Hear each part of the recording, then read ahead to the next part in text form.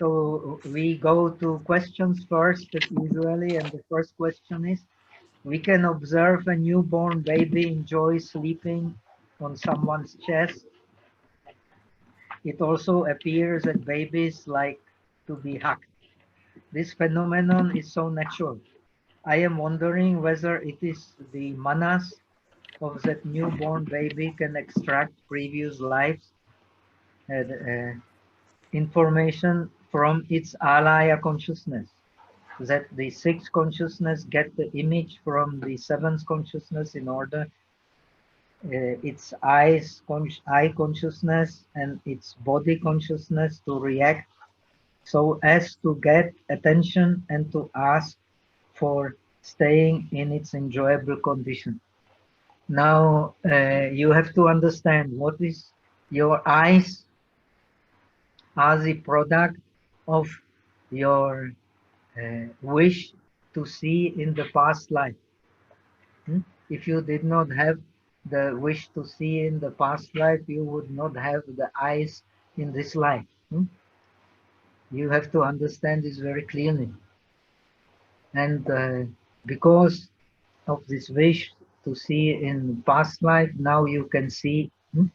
So it is a part of your karma, inseparable from your karma. According to Buddhism, if you see pleasant colors, it is due to the your wholesome deeds in the past life. If you see unpleasant colors, it is due to unwholesome deeds in your past life. So this is the cause and effect. This cause and effect is stored in the alaya consciousness, which is the cause, and the seven active consciousnesses are the effect, and seven active consciousnesses again they become the cause, and the alaya becomes the effect. The alaya stores the seeds of the consciousness. So this is how we work. So the newborn baby already is programmed to some extent by the deeds of the past life, by the differentiations of the past life. So the newborn baby, the first reaction is they don't have yet much developed differentiating consciousness, but their first reaction is to wish to see, to wish to have a pleasant touch, not unpleasant touch. This is a natural instinct which is stored in their consciousness, because the eye consciousness is the result of desire to see. The bodily consciousness is a result of the desire to touch. And the baby wants to experience a pleasant touch. If it does not experience a pleasant touch, it will cry. So whether we like it or not, our present sensation is linked to our past sensation. And it is the past sensation we cling to. And we differentiate it in accordance with the present mental consciousness.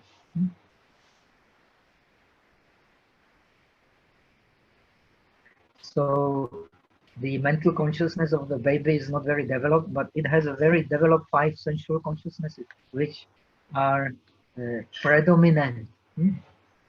Later, due to education and due to many other factors, as they grow, then the mental consciousness becomes predominant.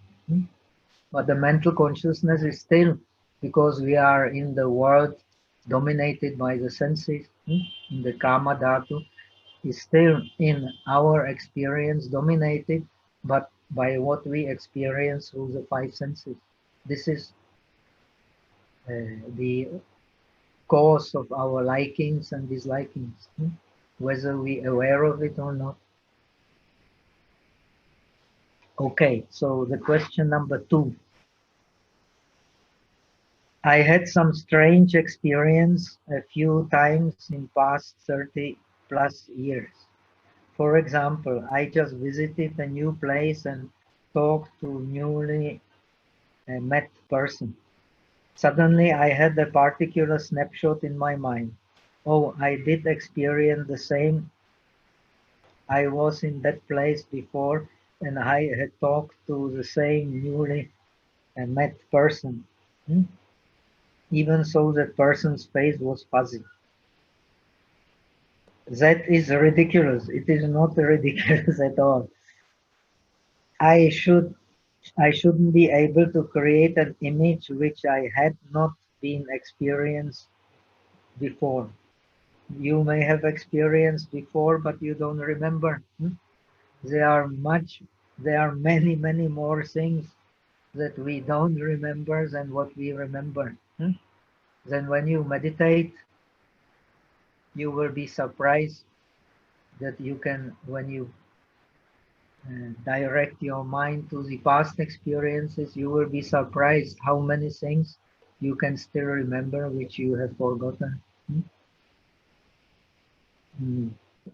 So in the Vipassana, we can also, when we have analyzed the present objects and the mind on the present object, you can analyze your past experiences.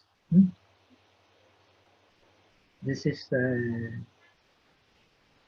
actually done in Vipassana. And the past experiences appear like the present experiences. So this is why the Buddhism teaches our world is like a dream. Especially when you meditate, so many things can crop that you may think you know, but you don't remember from where. Would it be possible to have time lag in consciousness? Of course it would be possible, because time is subjective, it is not objective. When you meditate, well, maybe you can experience a long time like a short time. When you are bored, you experience a short time like a long time. It's all subjective. Nowadays, we think the time is objective, second, minute, hour.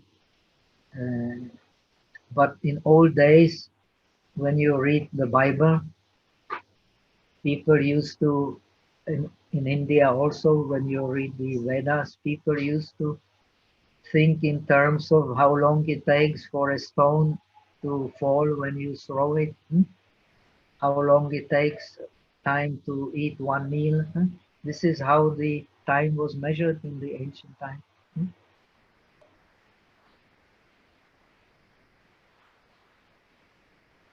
Which part of my consciousness went wrong?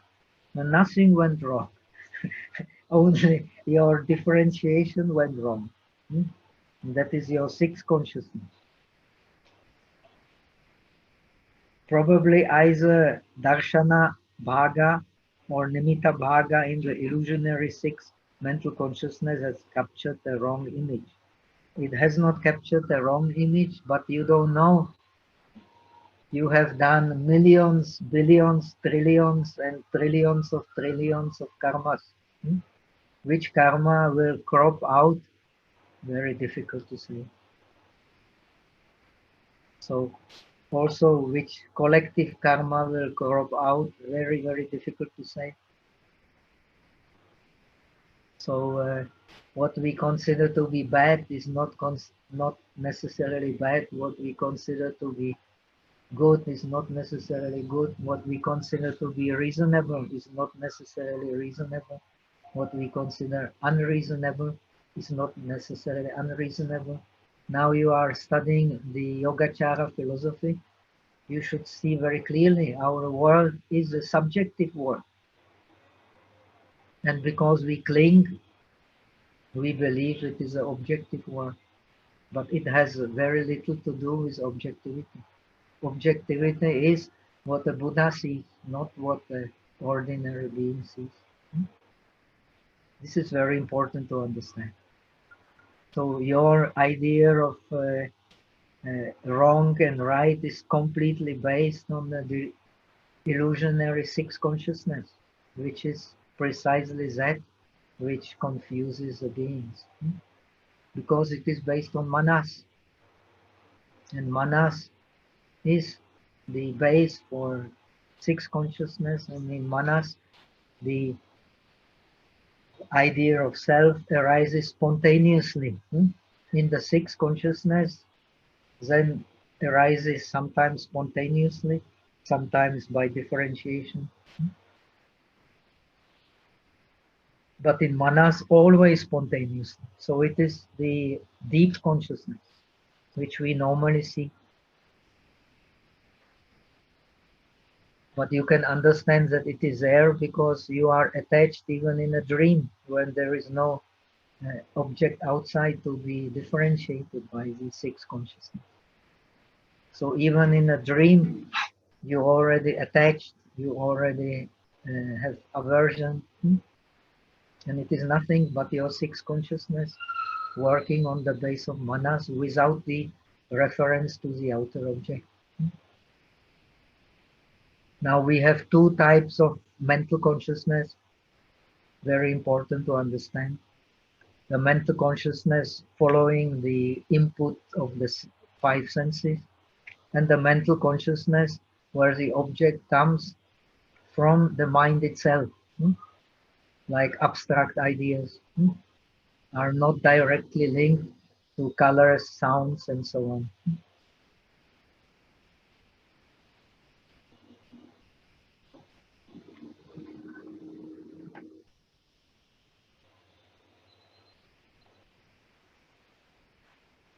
Undertaking, question number 3, undertaking and observing the precepts present the practical application of faith. That is very much true. The precepts form the basis of everything good, not necessarily, because the real meaning of Shila, the precepts usually translate Shila, but the real meaning of Shila is discipline. You may not have any precepts, but you may be disciplined by nature. And then you do, some people don't believe anything, but they are much better than those who believe. They do good deeds. They are very social. They help others, but they don't believe in anything that is beyond what they can experience by the five senses. But they can be very good, much better than those who believe.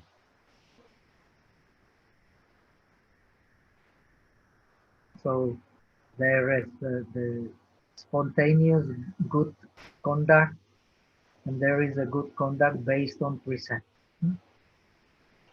If the conduct based on precepts is successful, then it also becomes spontaneous.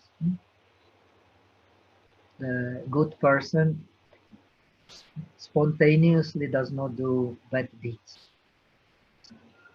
and he not necessarily needs any faith for that.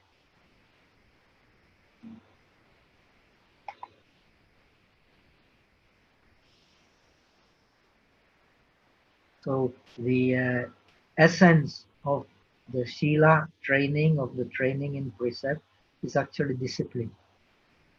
And among all the dharmas, Buddha is most emphatic in praising discipline. So because we don't have discipline, our mind is confused and attached to things that are not beneficial. We get easily angry, and We cannot control our emotions. It is all because of the lack of discipline. So the real meaning of the Shila is rather discipline than the precepts.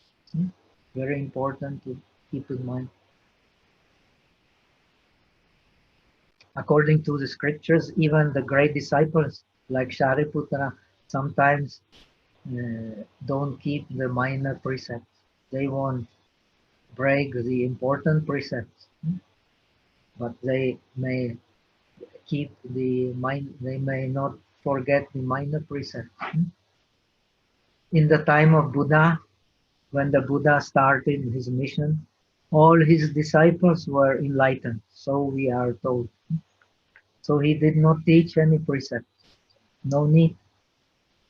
Then, when he became famous and a lot of wealth came to the community of the monks, so some started to become monks not due to pure motivation, because very easy life, you get good food, and you don't need to work.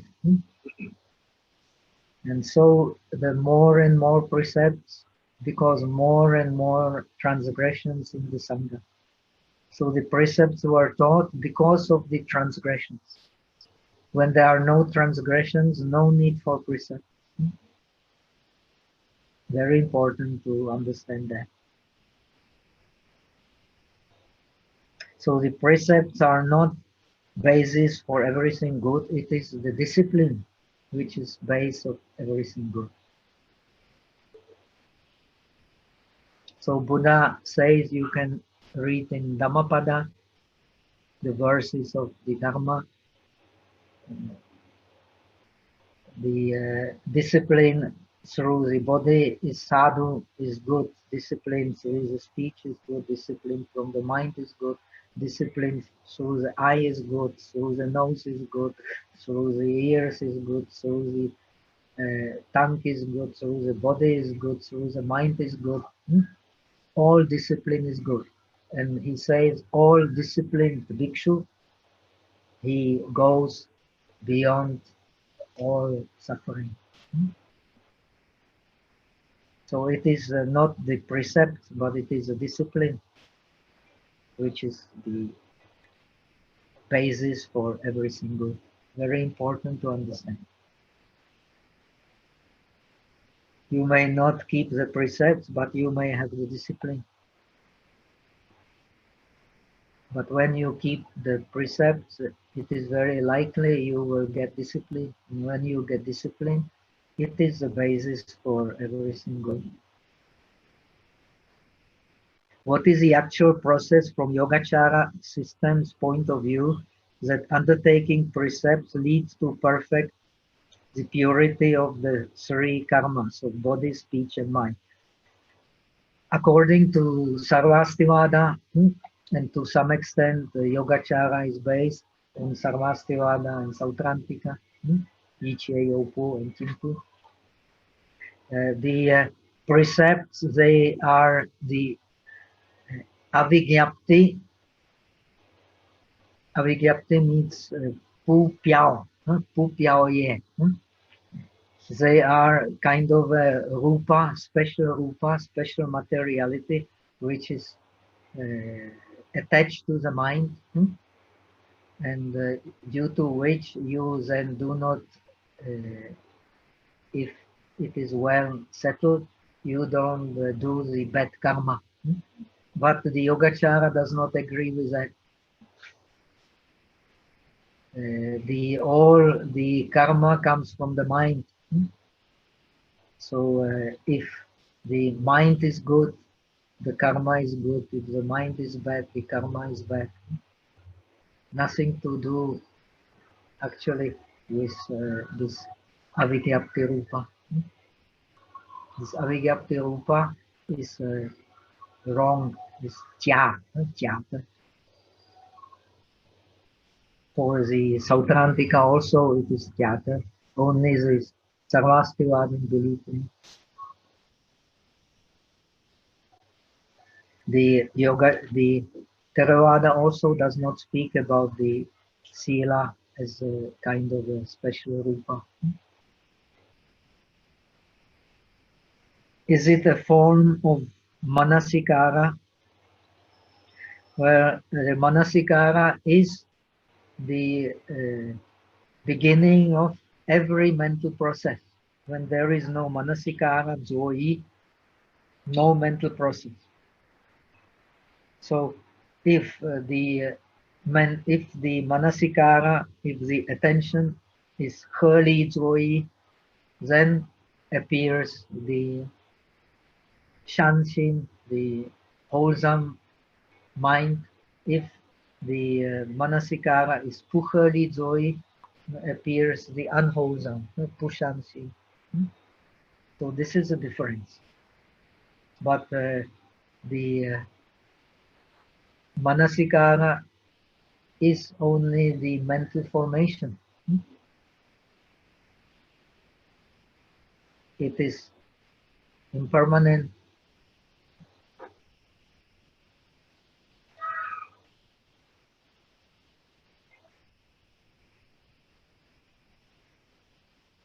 Is it a pradyapti? Of course, it is. This avigyapti upa is a pradyapti. It is shasha, neotso.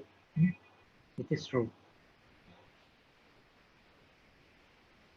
It may be helpful for understanding the Dharma, but it does not exist as such. Is it correct to say that the Shoutie ceremony have impact on the sixth consciousness, then subsequently suppress the bad seed stored in Alaya from functioning, provided you take it with sincerity and intention to do? Yi means intention to do. Now we have two kinds of the yi, the fa yi and yi. Intention to indulge in the senses and intention for dharma. So the intention for dharma, if the shoutie becomes intention for dharma, it will of course change the karma. But in the Theravada countries where Buddhism is the national religion, many people just take the precept as a kind of a convention. Like in the West, people go to church also for convention, but they don't really believe. So the only when you believe, then you will practice the fear of evil and the shame of evil. Then your precepts will be successful. If you don't have San Hui, the fear, the shame of evil and the fear of evil, your precepts will not be successful. They will not become the cause of wholesome mind. And every wholesome mind, according to Buddhism, all systems, they have the shame of evil and the fear of evil. Shame of evil because of the self, and the fear of evil because of fear of being reprimanded by others. So these two things make the shoutie succeed. If it is not there, you may shoutie a million times, but it will not change your character. Okay, these are the three questions. So we have some more questions. You have discussed grossness and pliancy in your lectures and notes. Very important. Please kindly contemplate on that. We are all, our suffering is our grossness. And our happiness, real happiness, is our pliancy. This is very important to understand. The more you understand Buddhism, if you really understand it, the more pliancy you will get. Now, Could you please elaborate on these 2 points for beginners practicing mindfulness? Yes, this is very important. The mindfulness is the check on the grossness. According to Abhidharma, because you have mindfulness, you have the shame of doing evil and you have the fear of doing evil. If you don't have mindfulness, these two will not be there. The result will be what? The result will be that you will grasp for the signs of objects which you want. You will want to possess them for yourself, and you will want to push away by force the signs of the objects you don't like. So this is the cause of the appropriation. The more upadhi, the more appropriation we have, the more grossness we have. So the grossness comes from desperate clinging, forceful clinging to the signs of objects. Now the difference between the meditator is that he checks this by mindfulness and awareness. So of course he may have likings, he may have dislikings, but it does not lead to forceful clinging and to forceful aversion. So he enters the process of purification and he can get more and more pliancy.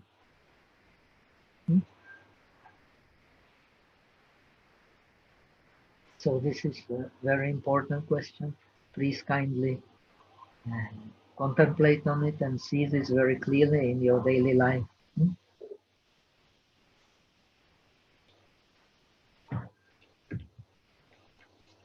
This one.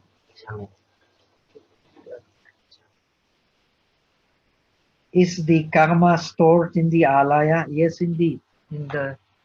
You have learned now. The karma is stored in the alaya, and the alaya also is the cause for the 7 active consciousnesses which act. So it stores what the 7 active consciousnesses do, and it reproduces them again. So it is a cause and effect.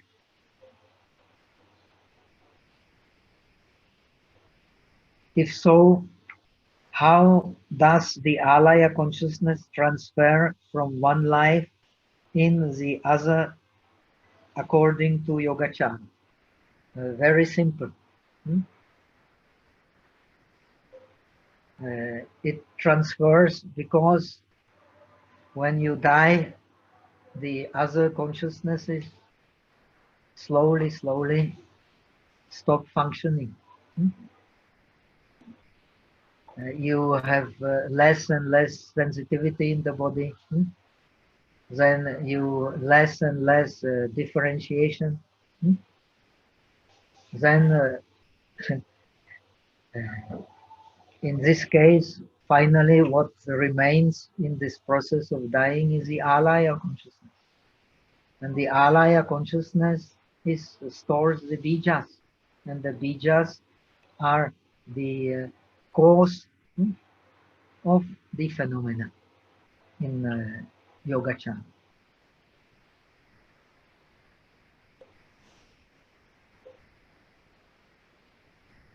If you don't have the bijas in your consciousness, then your consciousness turns into the wisdom. Then this wisdom of great mirror is the cause of liberation. In this wisdom of great mirror, everything is equal. Now everything is not equal because we don't have the great mirror consciousness. When the great mirror consciousness has functioned, automatically the manas becomes the wisdom of equality. When the manas becomes a wisdom of equality, the sixth consciousness causes no trouble. It becomes the Miao Quan, the wonderful seeing. And then the five consciousnesses, they do whatever you wish. So, no trouble anymore, no suffering. So you are based in the real. And the real is the suchness of the consciousness. No matter whether you arahat or pratyeka Buddha or the realized bodhisattva, you are based in the real. But we beings who have not yet a deep realization, we are based in our seats. This is our subjective world.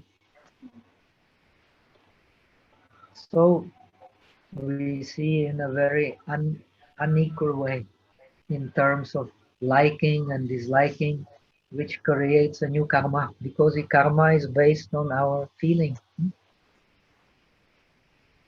Due to feelings, we create karma. Because our feelings are gross, we experience grossness. When our feelings become more subtle, we experience happiness.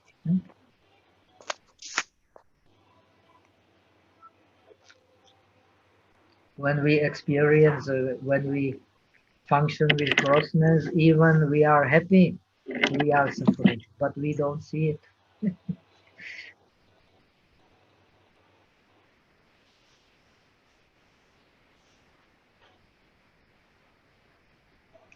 Can we consider the precepts as motivation and guideline for one to do a wholesome deeds? Yes, indeed, if you are very sincere.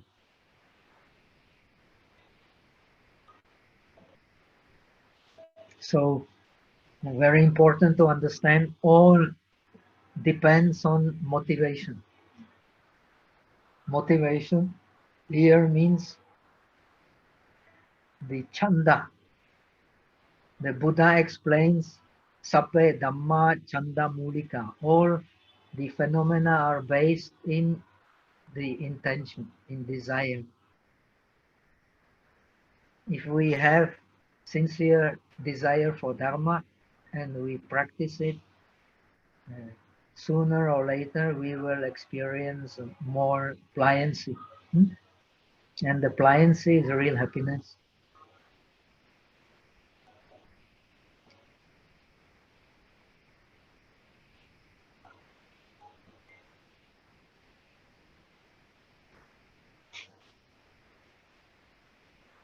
So how does this Alaya first form a new being? Because you are been sleeping. Because we are nothing but consciousness. I have explained, your eyes are born due to the desire to see. Your ears are born due to the desire to hear.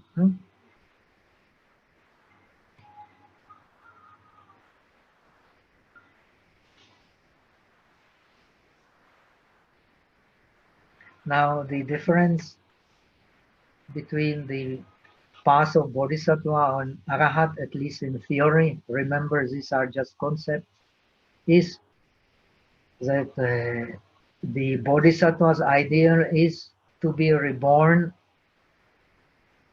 through his mental body. So to master the process of rebirth. The ideal of an arahat is to finish.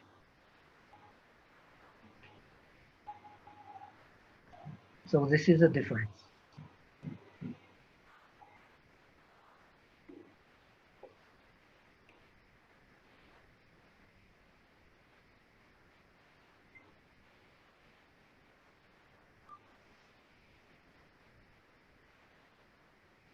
Okay, so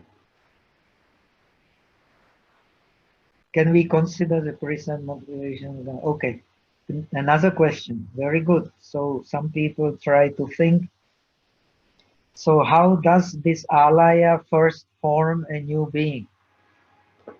Well, it is very simple. It is same in all Buddhist traditions. The consciousness is the cause of the form, that is corporeality and mentality, and the mentality again is the cause of consciousness. Like we function like two reeds supporting each other. This is how we function. So due to the accumulation of formations in the past life, which are based on ignorance, and ignorance in Buddhism means grasping. So our worldly consciousness is born. Then the worldly consciousness gives rise to the corporeality and mentality. Corporeality and mentality develops the 5 inner bases and the 5 outer bases. Then due to them we have the touch. Due to touch we have the feeling. Whether we like it or not, this is a result. We are attached to the resultant consciousness, not to the present consciousness so much. Then where is the breaking point? The sensation gives rise to thirst. Because we have thirst for existence, we have thirst for the self. So we are attached. Because we are attached, we are creating conditions for the new existence. And these conditions for the new existence, which are seeds in our Alaya, they give the rise to the new existence. It is quite simple. Buddhism, in fact, is same, but it is explained in a different way in different traditions. All to understand Buddhism means to understand dependent origination. And the specific feature of the Yogacara is that the dependent origination is based in this Alaya. It is our dependent origination. Due to the Alaya, there is the corporeality and mentality. Due to corporeality and mentality, the inner bases and outer bases are created. And all this is stored in the seeds in our consciousness.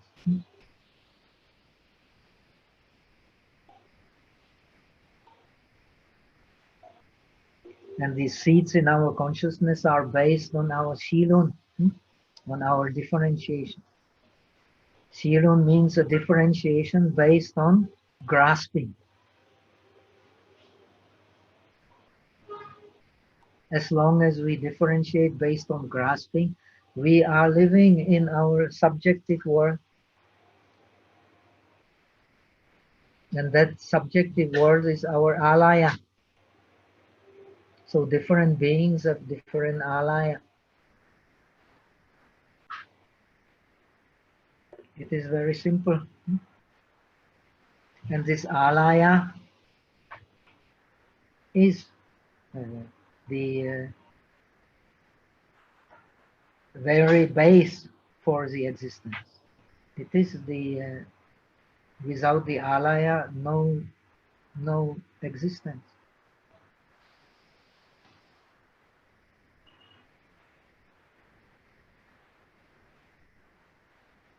So in this Alaya is stored like in a computer, all the information about our world, how we relate to it through the senses.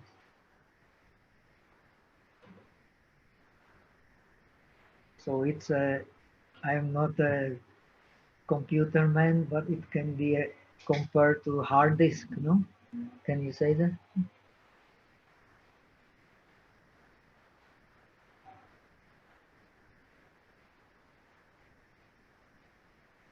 I mean, how Alaya enter and function in a new baby.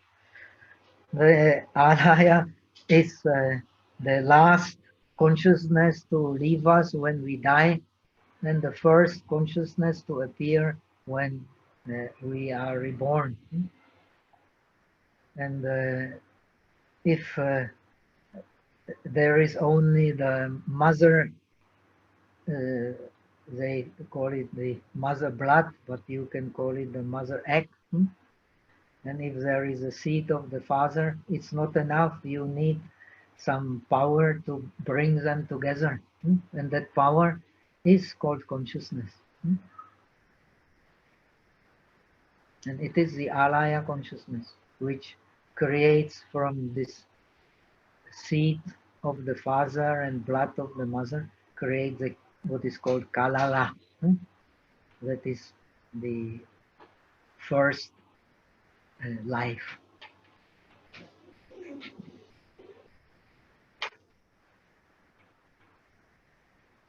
When we are experiencing physical pain, we should practice shamatha or vipassana. Of course, when you're experiencing physical pain, you should practice shamatha and vipassana. When you practice shamatha, you detach from the physical pain because you are absorbed in your mental meditation object. All meditation objects are mental objects, very important to understand. Because you are absorbed in it in deep concentration, therefore you can ignore the physical pain. Now, if you practice vipassana, when you have a good concentration, that physical pain is nothing but the four aggregates. This is what we experience through the body.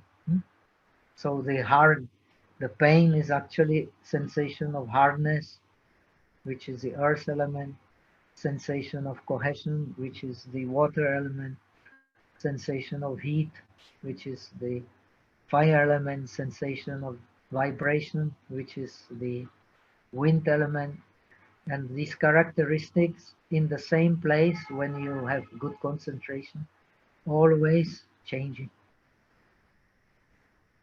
never the same. When you can see it clearly, you can detach from the pain. But first you have to practice shamatha, then you can do it. If you don't have shamatha, you won't be able to do it. Okay, no more questions. So we can go to our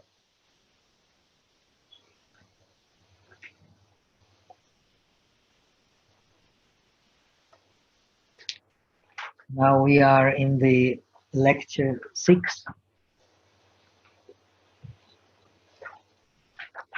and we have come, well, let us read it quickly from the beginning.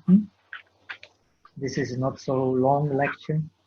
As we have seen, an active mind with its mental factors is in the Yogacara born of Alaya consciousness.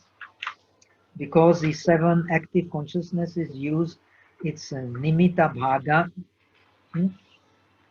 its xiangfen, its aspect of being seen, to be able to function. Such the experience of samsara, the experience of a mind with an in and out flow of impurities, that is ashrava, flow,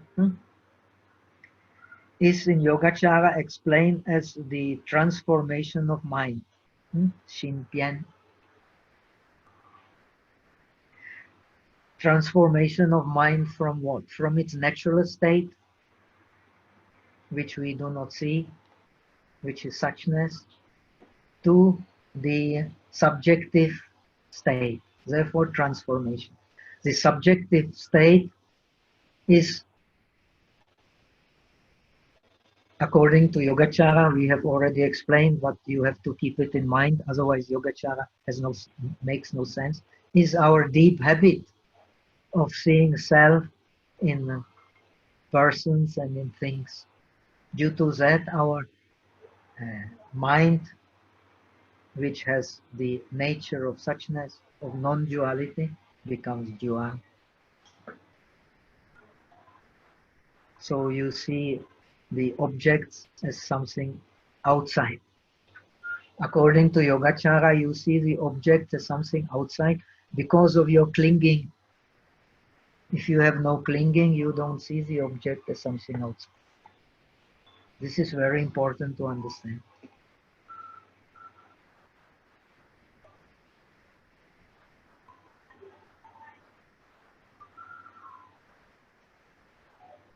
This transformation is of two kinds, based on causes and conditions. We have explained that already. Without a direct intermediary of the sixth consciousness, that is, the object becomes the Alaya object or the objects of the five senses. This is the direct object, direct from the seeds. Does not need to pass through the differentiating consciousness. Based on Vikalpa, we have already explained that Vikalpa means the fabrication. Vi means in Sanskrit differentiation, like Vipassana means seeing by differentiation. And Kalpa means fabrication. So we fabricate on the base of these Vikalpas. 8 kinds of Vikalpas in Yogacara. The own nature, Zishin, the differences based on own nature, Chapye, then the real existence in that which is compounded, then the real existence of self, real existence of what belongs to the self, then the real existence, lasting existence, own nature existence of that which is pleasant, which is unpleasant, and which is neither pleasant nor unpleasant. These are the 8 Vikalpas which form our subjective world. Very important to understand. Now, because of these Vikalpas, we have grossness. So, according to Yogacara, only the Buddha, he has completely removed even the most subtle signs of grossness, most subtle sichi, vasanas. Even the arahat still has a certain habits of the previous seeing in terms of self-nature and differentiation on the self-nature. Therefore, he has removed ignorance, but he has not removed all the vasanas, sichi, based on previous karma. The Buddha has achieved it, so he has the Dharmakaya fashion. Arahat has Tietoshen, the lib. Arahat has, Buddha is also an Arahat, completely realized Buddha is also an Arahat. So Arahat has 5 liberation bodies, very important to understand. The liberation body of Sila, of discipline, the liberation body of concentration, the liberation body of wisdom, the liberation body of liberation, and the liberation body of the knowledge of liberation. So when you become arahat, you have these 5 bodies, so you know no reason to be reborn again in this world. Now the Buddha has also these 5 bodies, but he has also Dharmakaya. Because he has Dharmakaya, he is one with Dharma. So he's one with Dharma even in his conduct.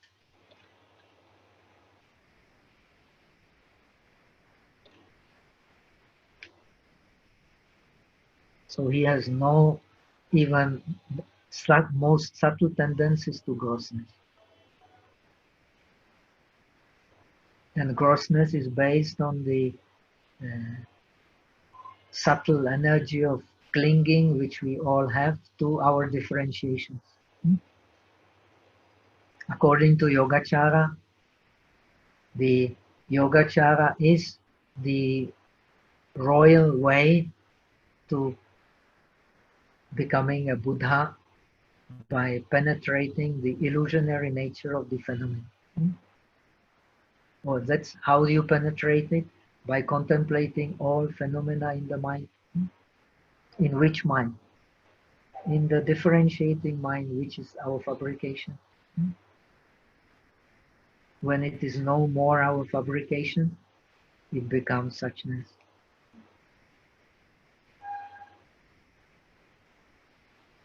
So I hope you now get a better understanding and you use it in your daily life.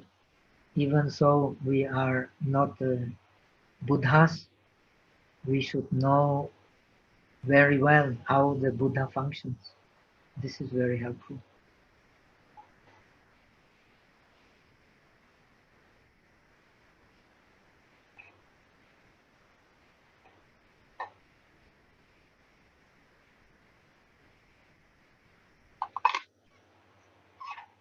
This transformation of consciousness then establishes the nature of our worldly experience based on time, space, and cause and effect. These are the seeds in our consciousness, where cause is neither same nor different from the effect, and can appear at the same time. All is happening in the consciousness. Cause effect is in the consciousness. Vậy à, nhắc tôi ấp tạm thời.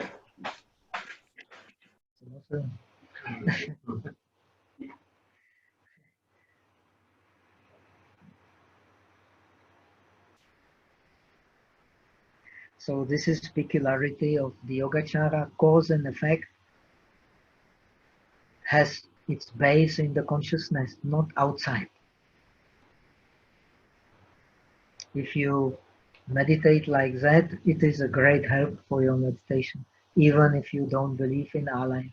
The Madhyamika also does not believe in Alaya, but they use Alaya also to understand their experience. For the bodhisattva, everything happens in the mind.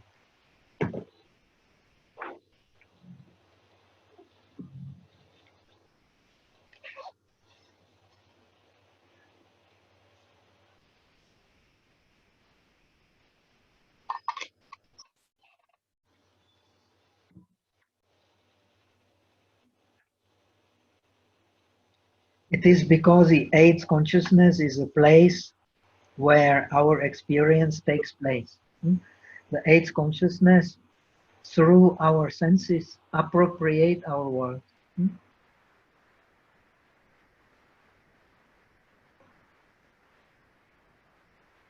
And our world is what we experience through the senses.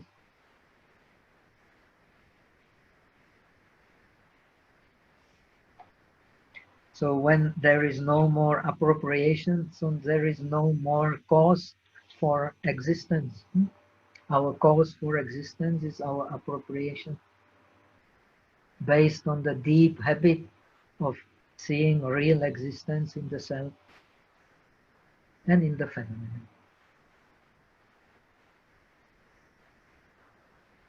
Now, difference between one who wants to become an arahat and one who wants to become a realized bodhisattva is that the arahat sees it and wants to finish with that. The bodhisattva, true bodhisattva, sees it, but he does not want to finish with that. If he finishes with that, he will never become a fully realized Buddha.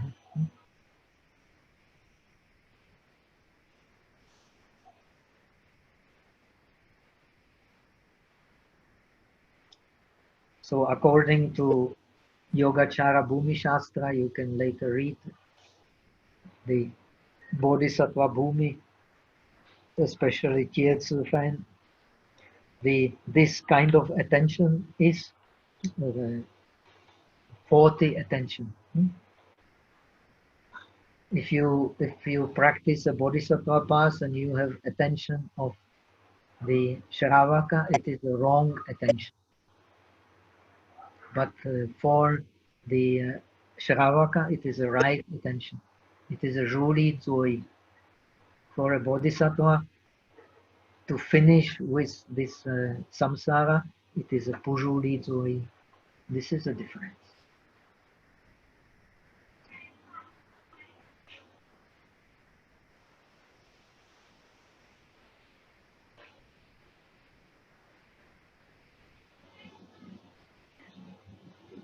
Thus, our continuity is the dependent origination based on the principle of consciousness being the cause of corporeality and mentality and vice versa.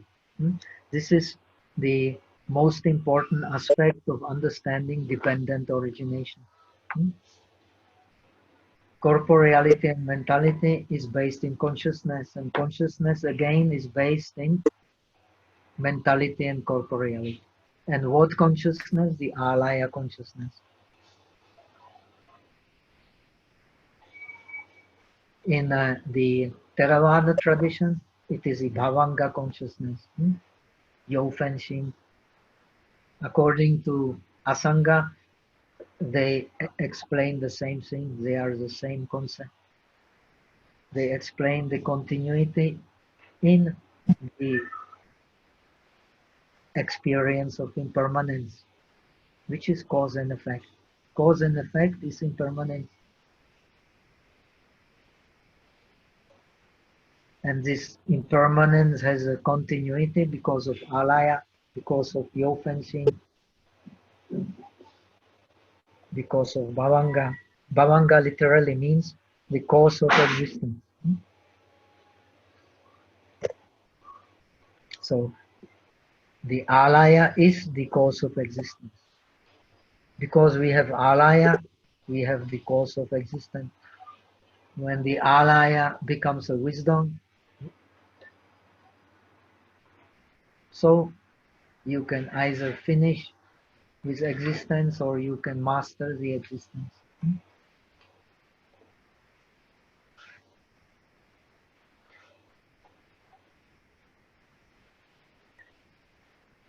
Your choice. Thus in the Yogacara, the sign of the object experienced by mind and mental factors which form it, without which no mental process can be born, is but a transformation of the mind itself. It is like a reflection in a mirror, so it is a reflected image. What we experience as the outside world is a reflected image, but we first understand it through meditation.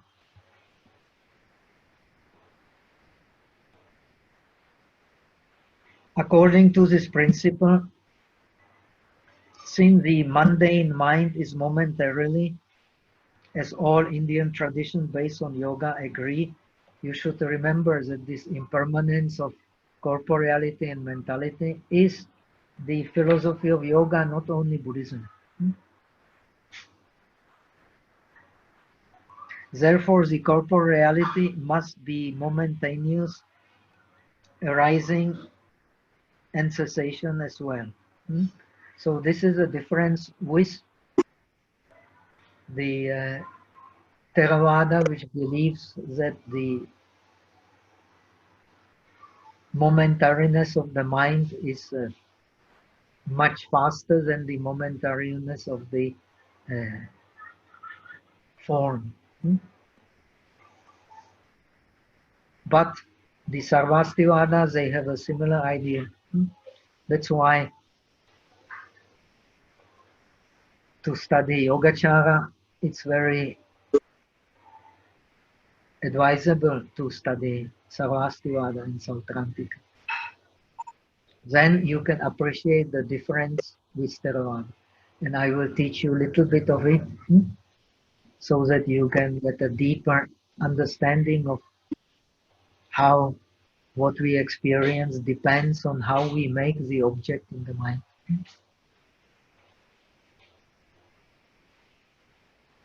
Thus, the outside objects that we experience are nothing but the differentiation based on the six consciousness, which is based in manas.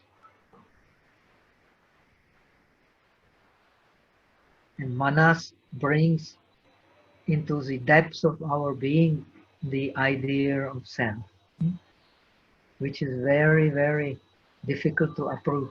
Even when you have the realization, it will still be there, but it will become much less.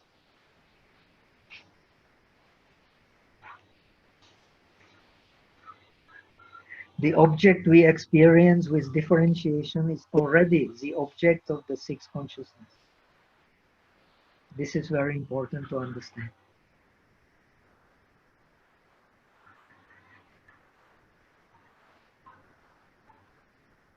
So we are, whether we are aware of it or not, we are already programmed in our judgments. From the moment we use our eye consciousness, ear consciousness, because they are based on our desire, I have explained, on our past design. The original object experience through the coming together of the five faculties and five objects are already gone. The woman we are attached to, that we like, is the picture in our mind, is not the present seeing of the woman. Same about the car, same about all the other things. This is very important to realize in meditation. So we are living in our own little world, and we always, in one way or another, tend to believe that it is objective.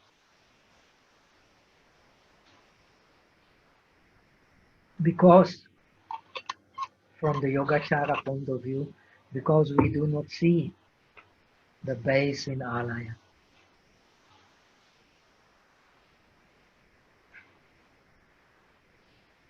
Buddhism teaches indeed that our worldly non-enlightened experience is but a dream, since it all happens in the mind.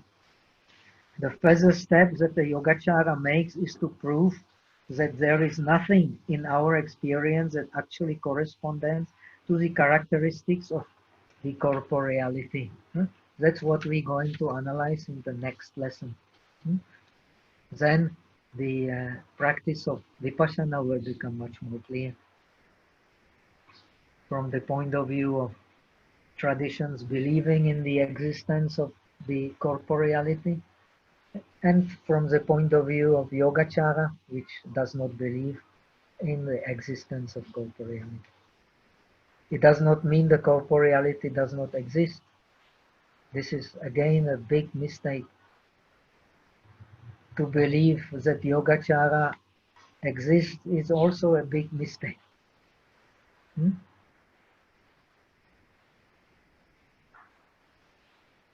But the outer object is our concept.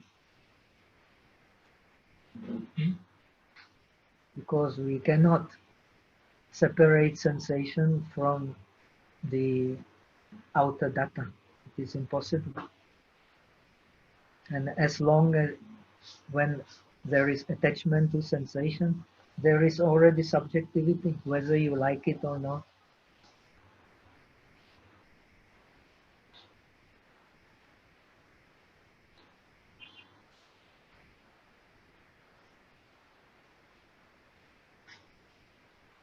The experience of samsara is not affirmed to be, the experience of samsara is to be affirmed to be of the same nature as a dream. We will talk about it more. In other words, the external that we experience is only inferable. What we see directly is but our own cognition. Very important to understand and also to see in meditation. How do we know? The Yogacara process of the phenomenological analysis of our experience, similar to Edmund Husserl. Edmund Husserl is the father of phenomenology, which is very similar to the Yogacara approach. The Husserl believes that we are deluded in this world because we judge objects on the basis of intentionality. That's why we cannot transcend our sensations and our subjective judgments about the world. So, similar to Husserl, seeing should be analyzed as it appears. This is also what Husserl says. It appears not through intentionality, but through transcendence. Very important word. So, in order to understand ourselves and the world objectively, we have to transcend the intentionality. This is a very difficult job.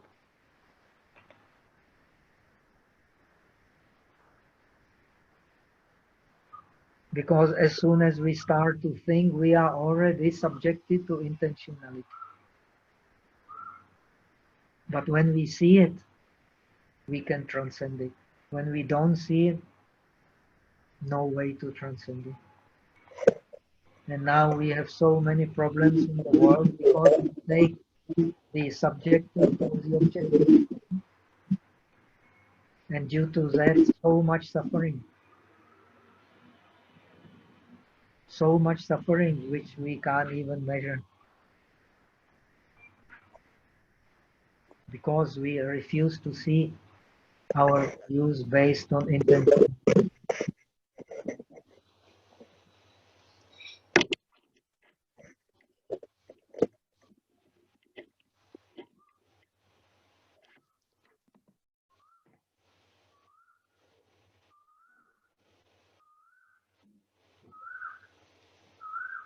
Our seeing is but a manifestation of the mind, manifested by a reflected image. This realization is the first step to go beyond the bondage of the world. This is the transcendence.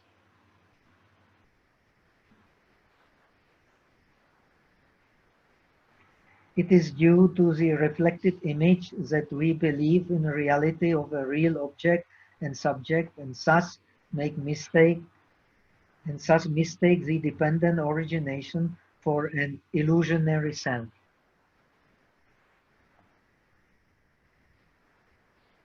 The reflected image is the process of fabricating the reality on the base of names and concepts based on them, which bring the inflow and outflow of impurities to the mind, differentiating self in our mundane experience.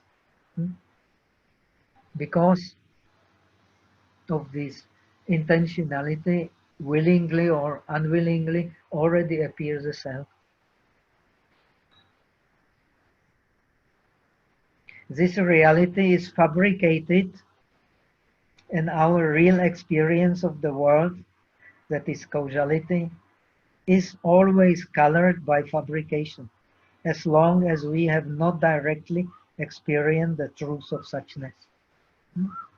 So it is a truth of suchness which reveals to us the subjective nature of our experience, which is Alaya, our Alaya. So our experience in the world is illusionary, but it has own nature, the suchness of the mind.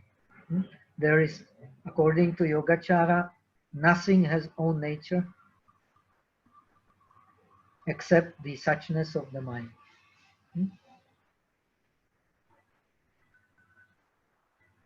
That is why, because of the suchness of the mind can accept any object, just like space. The pleasant object, unpleasant object, beautiful object, ugly objects. Everything can mind accept, just like space. Any shape can be put into the space. Space, just let it be there. The mind, the same. So the most important meditation in Yogacara is to meditate on the mind of being the similar nature like the space. But mind is not the space. The space has no ability of awareness. But the mind is mind because it has the ability of being aware. According to Yogacara, there is awareness which is real, but there is no real object of awareness. Very important to understand.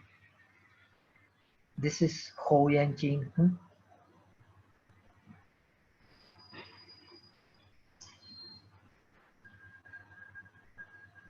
有觉无觉一。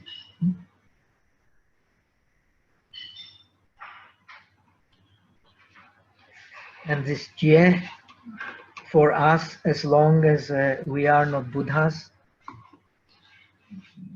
it is our zicheng fan, which is already colored by our bijas.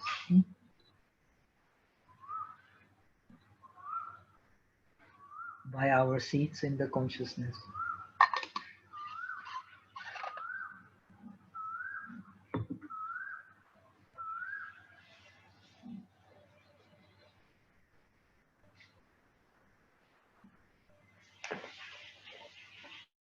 By our dualistic approach, we experience object in a distorted, agitated way. When suchness is experienced, we realize directly the illusionary nature of the self, and thus the perception becomes more naturally appeased.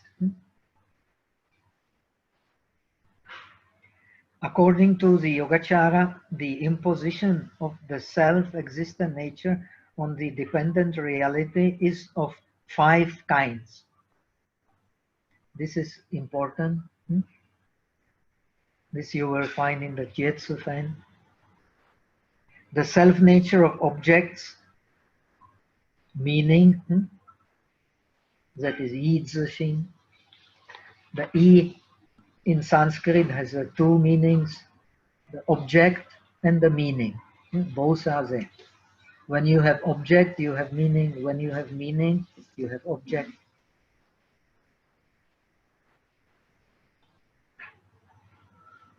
So Yi means 所缘, and also means 意思, 两个.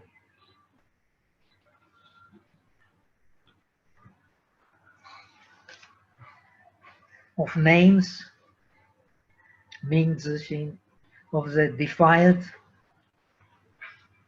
让自心, not Jew, that is a mistake, of non-defiled, 清自心, of neither defiled nor non-defiled, 非然非清自心. So due to these idea of the self nature,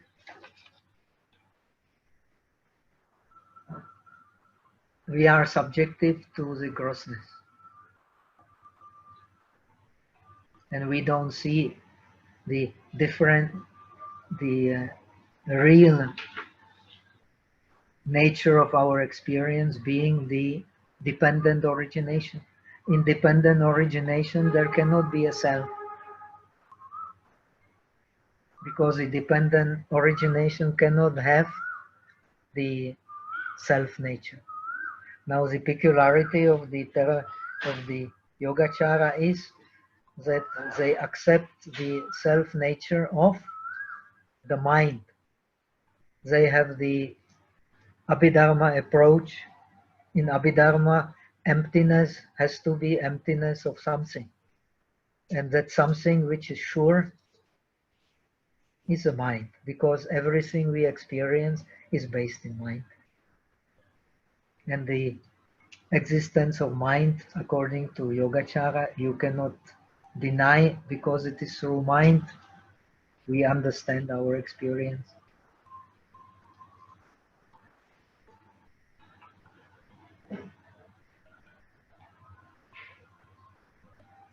According to the Yogacara, the realization of the disciples is not complete.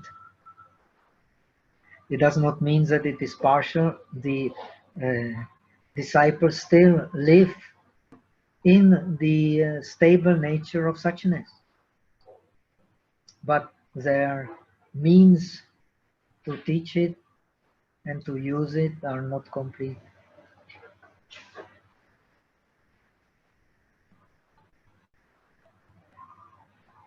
Because as long as one believes in reality of the outer object, the transcendence of the reflected image cannot be completed. According to Yogacara, you have to transcend completely the image in order to go beyond even the seeds of the differentiation of the self.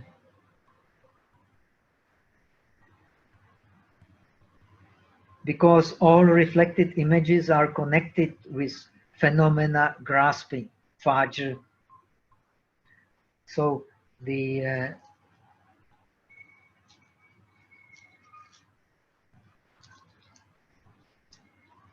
arahat, he has no renju, he has no clinging to the persons. But if he believes in real existence of the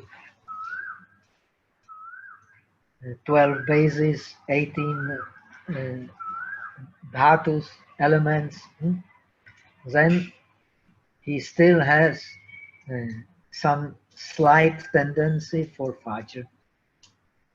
So what is the way? To put them in mind, and that's how you transcend the fajr. And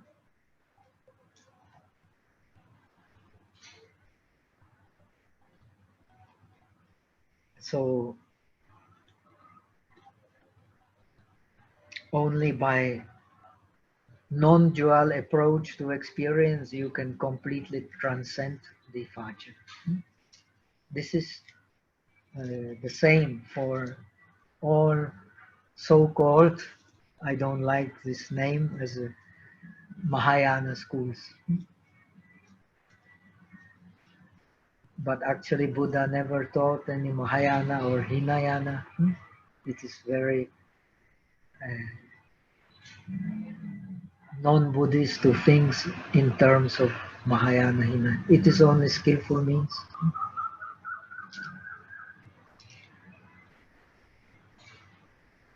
Thus the disciples realize the 5 bodies of liberation, but not the Dharma body. As long as the reflected image is not negated, the dwelling in the reflected image cannot be avoided. This is the essence of Yogacara. And this is how the Yogacara interpret the Poje Polomichin complex. First, you have to negate what you experience as dual in order to understand it as real.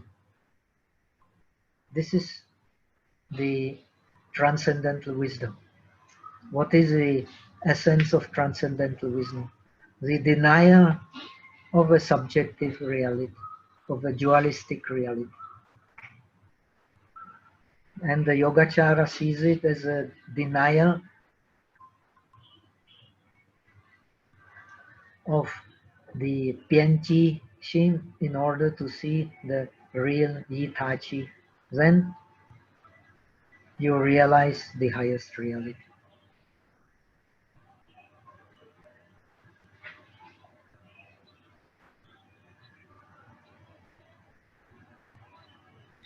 So for the Yogacharins, Wei Shi Wei Yi Qie Fa Wu Wo Men.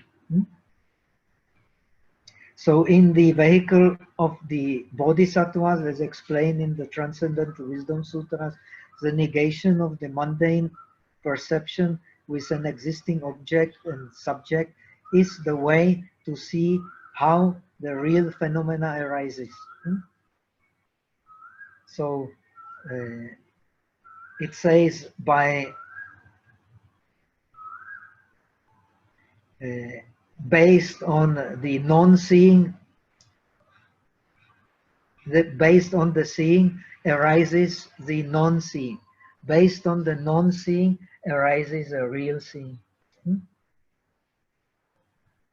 So the real seeing, emptiness, suchness is there, but it can only be realized by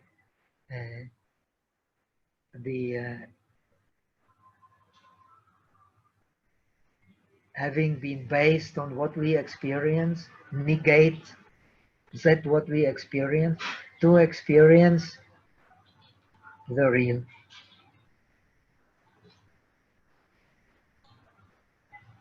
And how is it done in Yogacara? By denying the existence of the Pianchi Shin.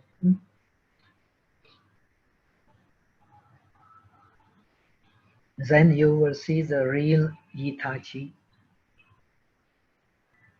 And Yitachi is a base for Pianchi Shin, for Yuan Chen, Yuan Chen Man Shin. So now I have explained before, our experience in the world is like seeing through the diseased eye, seeing two moons.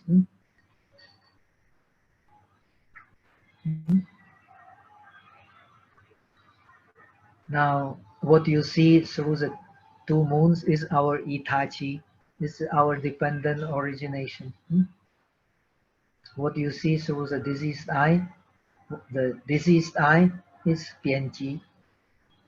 What we see through the diseased eye is Itachi. What you see with a healthy eye is Yuan Chen Man.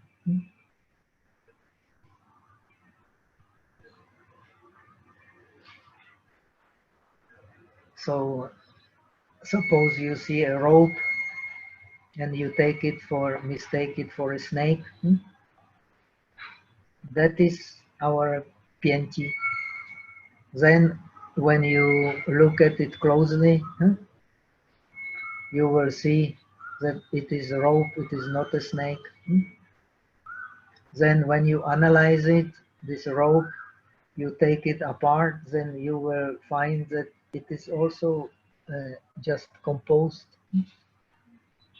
So you will see that actually can be analyzed to nothing, to emptiness.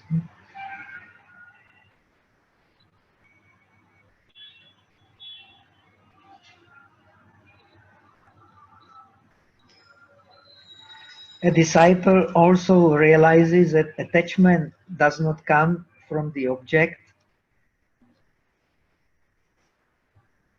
yet continues to dwell in the idea of reality of reflected images as long as they are not completely negated. So it is a mistake to think that the disciples don't see that defilements come from mind, not from the objects. It is clearly explained in all Buddhist traditions. Otherwise, it is not Buddhism. Our bondage does not come from objects, it comes from the mind. Our liberation does not come from objects, it comes from mind. This is clearly seen in the... But yet, they believe that this image of the object we make in mind, according to Yogacara, even the 5 aggregates are a concept.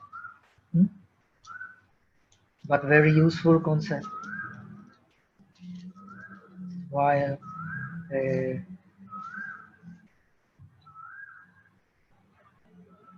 other concepts are not very useful concepts, getting us rid of our clinging to existence.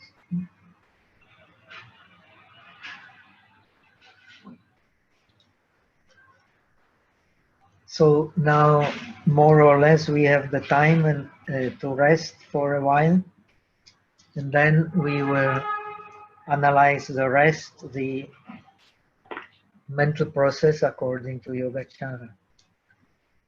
I will give you, if we have little time, some ideas of this same mental process in Theravada, if not in the next lesson. And then we will see the arguments of, you can study the lesson 7, the arguments of Yogacara for the non-reality of the outer objects. So when we see this very clearly, then the Yogacara will make sense.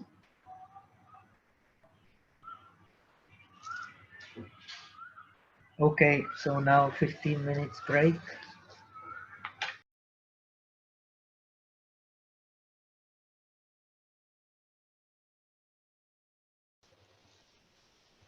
Okay, it seems there are some more questions we have not answered. What does it mean with Dharma? Oh, I don't understand. 那个中国字你看一下。那个不太，我的眼睛不太好。他没有，那个是他的名字而已。这里。对，若见诸相非相，即见如来对我说。What does it mean with Dharma? Where with Dharma? 不知道这样子。他在输入。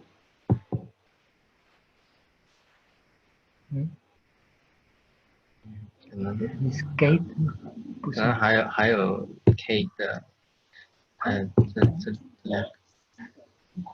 ，Where has the 5 faculties and 5 objects gone? Where have the 5 faculties and 5 objects gone? Everything comes and goes moment by moment, by causes and effects. In order that anything appear, you need the Adipati Pratyaya Zhengshang Yuan, which is the faculties. You need the Teng Wutian Yuan, which is the previous mind. You need the Suo Yuan Yuan, which is your object. If these are not there, then you need the Yin Yuan, which is the Bija, the seat in consciousness which gives rise to the phenomena. It is when these 4 causes and conditions are there, then the things appear naturally moment by moment. That is dependent origination. Cause and effect. And the cause and effect appear and disappear in every moment. This is what is to be realized first in order to understand your experience. So the dependence arising already implies that whatever you experience appears in the moment and in the same moment disappears. Otherwise, there cannot be dependent origination, because the dependent origination does not allow any self in your experience. Self means the substance, non-changing substance. So these causes and conditions are there, the things appear. Whether you like it or not, they will be there if these four causes appear. Okay. What is the relationship between phenomena grasping and Dharma body? What is the relationship between the phenomena grasping and Dharma body? The Dharma body is a result of the Dharma grasping having completely disappeared. So you become the Dharma body. Because of the Dharma grasping, there is still some understanding of reality of the phenomena that you are experiencing.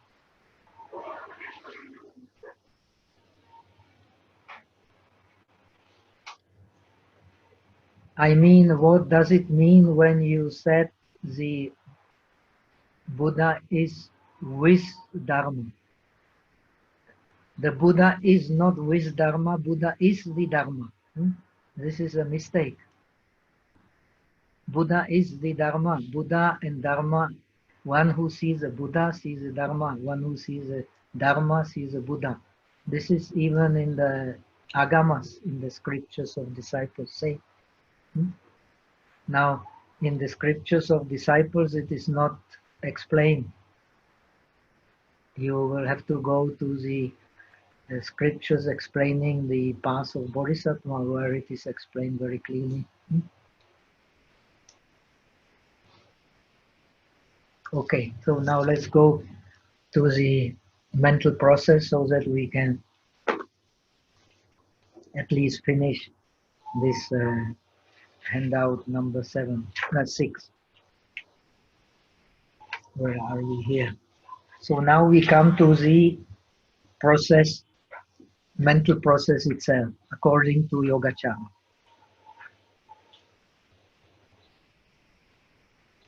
So in order that anything happen, this is very important. I never get tired of repeating. Everything we experience, everything we realize is on the base of the touch. Only if there is a touch, then what is touch? The coming together of the faculties, their object, and the arising of the consciousness based on the faculties and objects. So this is very important to understand. You cannot have anything without the touch, because the touch appears, our world appears. When the touch is gone, no world there. So the touch is everything that we actually realize is based on touch. So when there is a coming together of the faculty and the object, the things start happening.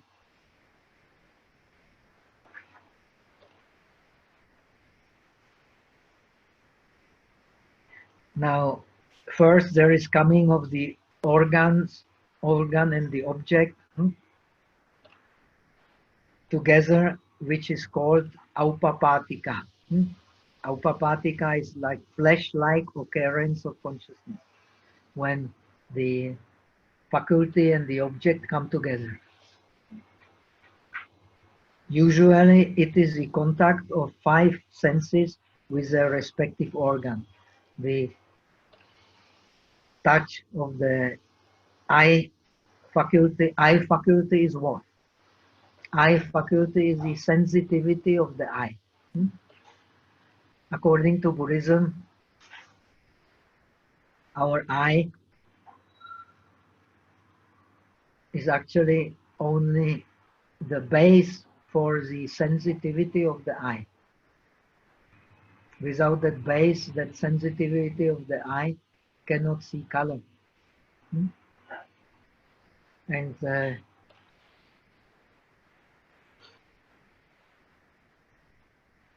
sensitivity of the eye is the product of our karma. I have explained of our previous desire to see, to hear, to smell, and so on. So, because it is a result of the karma, it is sensitive. So you can feel it.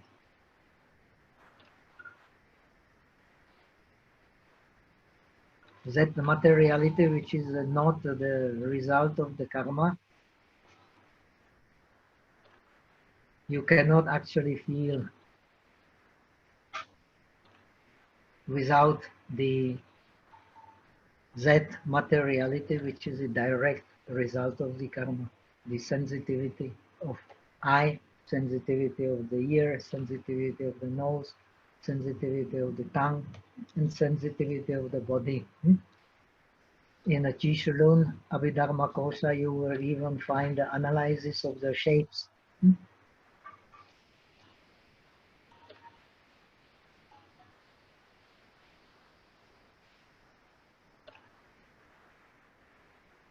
But the sixth consciousness can also have a flash-like occurrence when it is completely in a distracted state. So you can also have Shuai or Shi when you don't distinguish very clearly the object, but you know something is there. It happens very often. But you don't yet search for it, you don't decide what it is, but you know that it is there.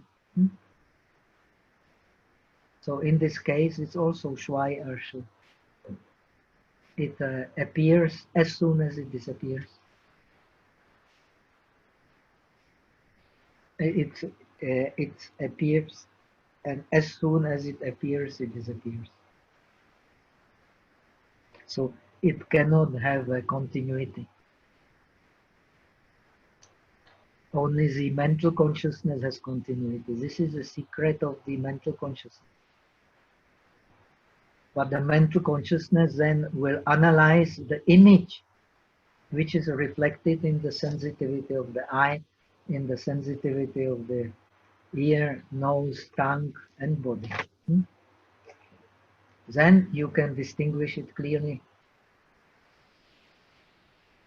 what this aupapatika actually only knows that the object is there, but it cannot yet decide what kind of object.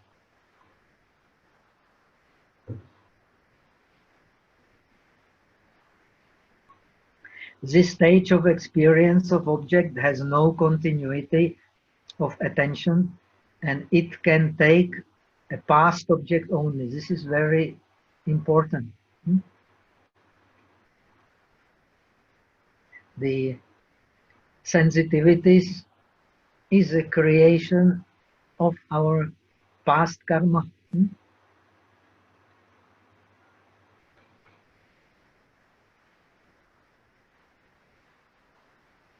It is based on the seeds of our consciousness.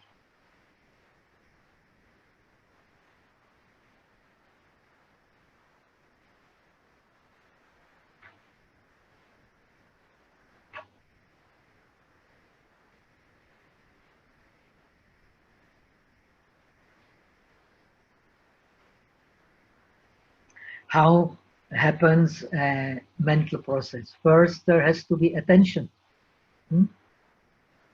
When there is attention, something starts happening. Why something starts happening? Because the faculty and the organ which belongs to that faculty, the object which belongs to that faculty, like the color belongs to the sensitivity of the eye. It impinges on the eye. The sound impinges on the ear.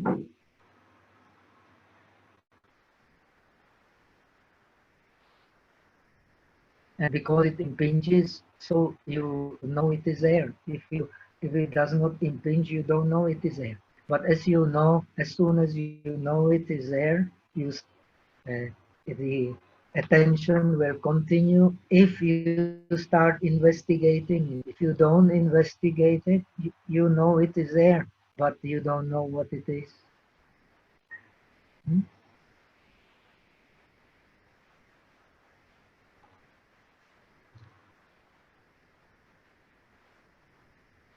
And this attention is, I have already explained, is what gives movement to the mind. It brings the mind into the movement. When the mind is brought into the movement, then things start happening, because the faculty and the respective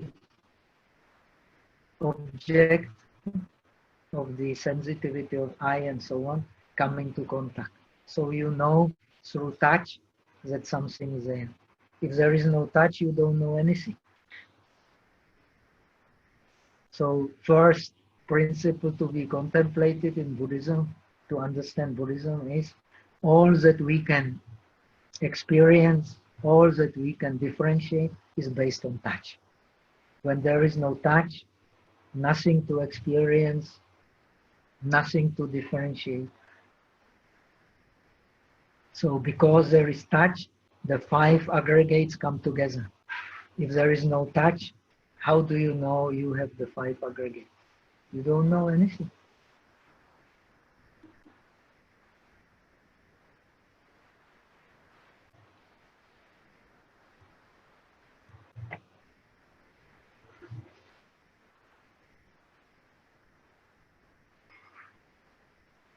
After the connection of the organ with his respective object, there is investigation of the object. So after this Shwai Aupapatika comes the Pariyeshaka, the investigating consciousness. This investigating consciousness can have continuity in attention. But this Aupapatika consciousness, the Shwai has no continuity.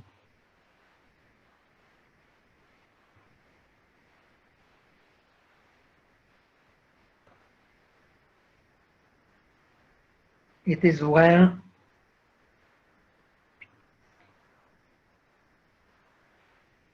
it is as well as the next consciousness, it as well as the next consciousness take a present object only. Present object based on the past object. Very important to understand. What we pay attention to is already coded in our past experience. It is very important to be aware of it. We may see the same things, but we notice very different things. So suppose we go to Hong Kong and we pass through the same street, we can have a coffee after that or tea, and you will find, strangely enough, that you may have seen something quite different from the others. So you are already programmed in your attention. Very important to understand. If you have desire for shoes, you will notice shoes. If you have desire for cars, you will notice cars. If you have desire for beautiful women, you will notice every woman passing by. If you have desire for beautiful men, you will notice every man passing by. If you have a desire for architecture, you will notice the buildings. So we notice according to our intention, according to our desire. So this is how our karma forms our attention. Very important to understand. So by attention, we conduct the mind. The function of attention is to conduct the mind to the object. So there is a touch. And through the touch we experience, and we experience through what? Through sensation. When we have wholesome attention, then we, in this attention, we understand either importance of concentration or importance of contemplating the impermanence. So we will not grasp too much to that attention. If we grasp to that attention, then all the unwholesome can come. So the object of our attention should be a suitable object. It should be connected with skillfulness. It should be with concentration, and it should know the impermanence. This is awareness. This is wisdom.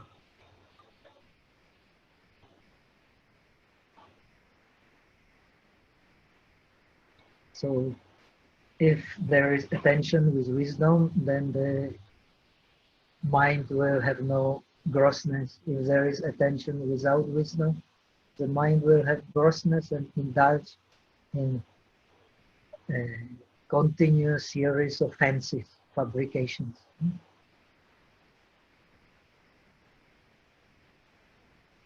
I want that car, I want that woman, I want that these shoes.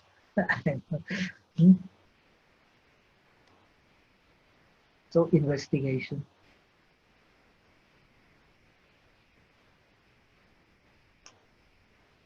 After the connection of the organ with its respective object, there is investigation of the object. The investigating mind, called Pariyeshaka, Shinchusha, which can have, it has continuity. It can have continuity, not necessary, but usually it has.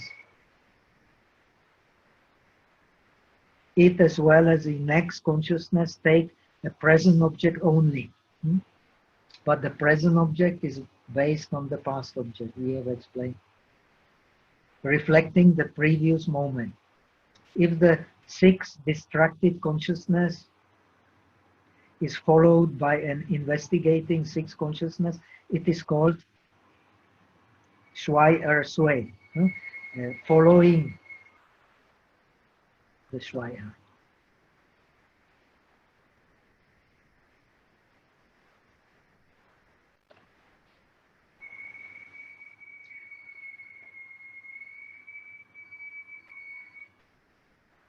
So this is, I have already mentioned, we experience objects based on the five senses, and we experience objects which come directly from the consciousness itself. So two types of cognition, of the objects based on the five senses and of the objects which crop from the consciousness itself. When you pay attention to these objects, investigate them, then it will be Shui Er Sui. Is it clear?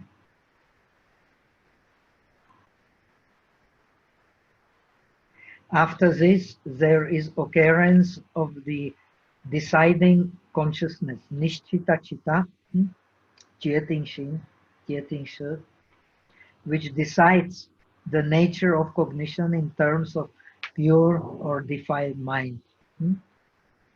So according to your investigation, you then decide. And this decision will lead to either you then go through the process either with pure mind or with impure mind. If you have concentration, you have wise attention, it will be pure mind. If you don't have concentration, you don't have wise attention, it will be impure mind. And how do you turn the impure mind into the pure mind? By understanding it is Wu Chang. Wu Chang is Ku. Ku is Wu Wo.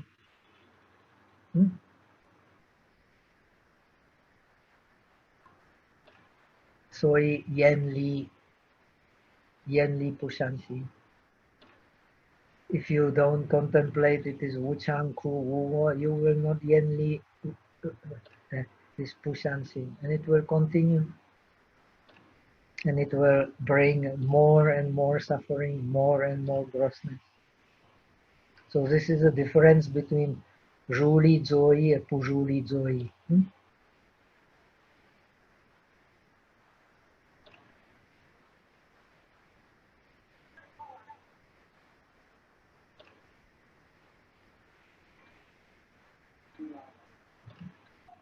You have to contemplate dependent origination.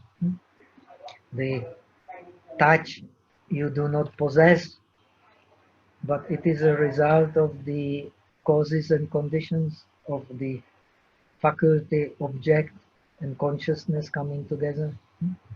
When there is consciousness based on faculties, so already you have the past experience coded there because of your attention.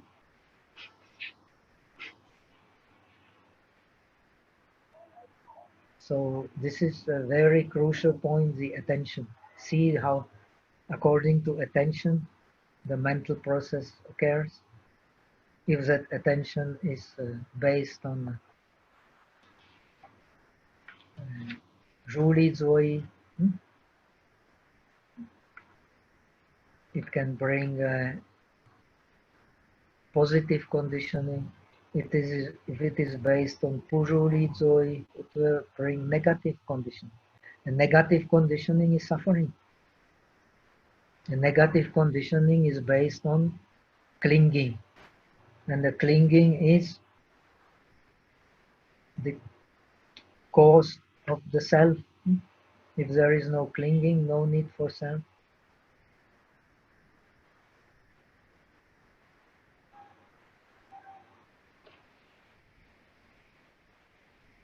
If you can see this clearly in this way, you will get more and more Jing'an, Prasharabdi. If you don't see it in this way, then more and more grossness. Why? Because you are clinging to the faculties, to the objects, and to the mind which come together in the touch. So you're clinging to your existence, and you can't see clearly the dependent origination.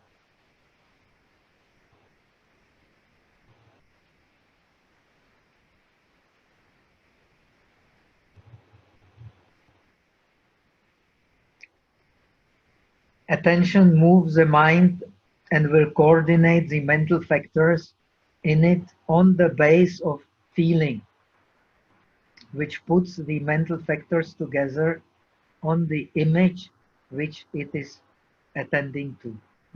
So I have explained, I think, in my past lecture, the attention is clearly connected with Chetana, with will. Both attention and will bring the mental factors together. And because the mental factors are together, the feeling occurs. And when we feel, and we cling to this feeling, we are already attached to the past,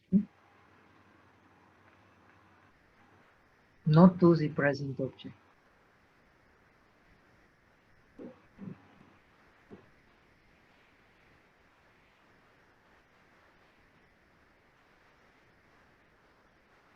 The sensation is where these and all the other mental factors meet. So the function of cessation, due to sensation, we can have experience. If we don't have sensation, we have no experience whatsoever. And the sensation is caused by touch. And touch is caused by faculty and the object coming together. So the crucial moment is the attention. This is where you see the arising of the touch. And according to your evaluation of the sensation in the touch, you will have either the wholesome process or unwholesome process. Wholesome process is based on detachment because you see impermanence.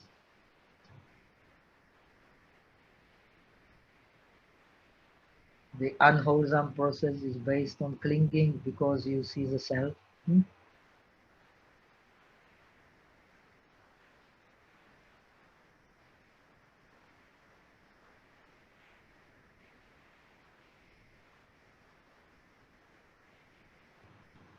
So by attending to the sensation, you give rise to karma. Now the arahat does not attend to the sensation, so he can go beyond the karma.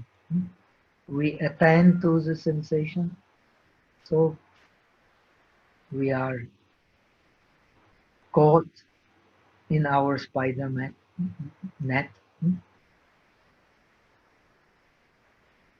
which is our karma.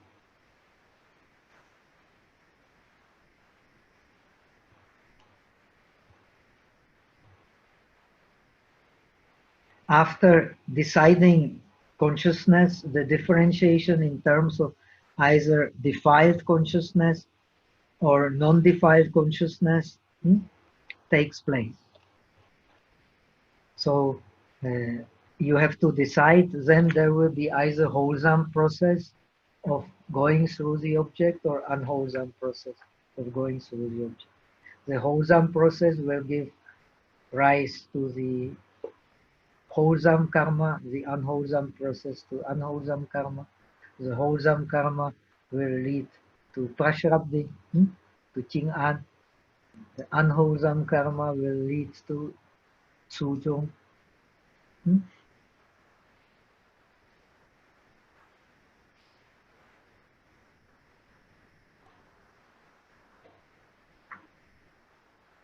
It is consciousness. It is consciousness decided by the way one receives, feels the object.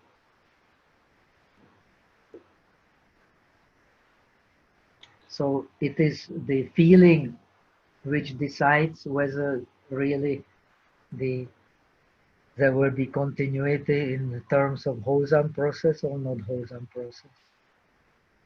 If you cling too much to this feeling, you are sure to experience grossness.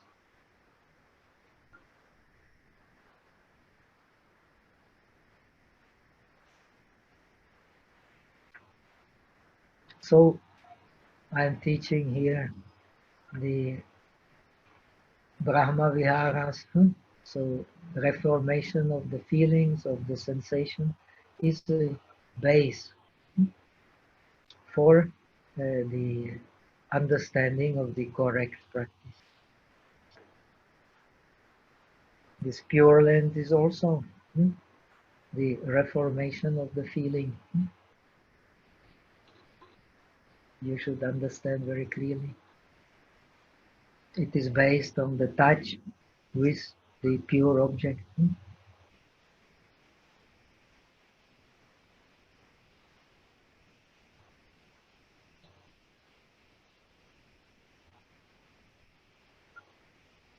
It is then followed by the last stage of cognition called Nishyanda, Tengliu. Tengliu is there are two kinds of resultant consciousness, Ishu and Tengliu.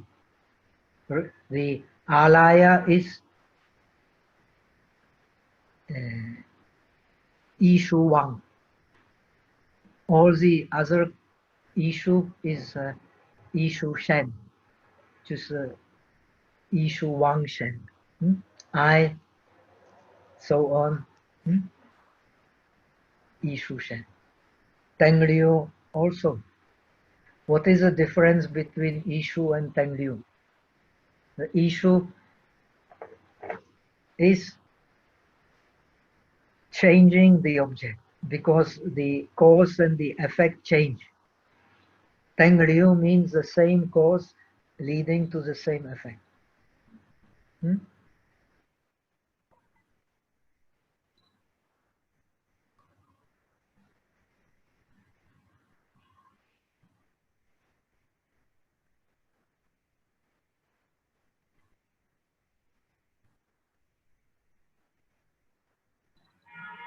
The outflowing resulting consciousness is stored in the Alaya store consciousness, the king of all resultant, Ishu Wang, or Sarva Bijaka, Ichie Zhong Shi, because it stores all the seeds and transforms them. The five sense consciousnesses are born from it. They are called Ishu Shen. So, except for Alaya, all other consciousnesses are Ishu Shen.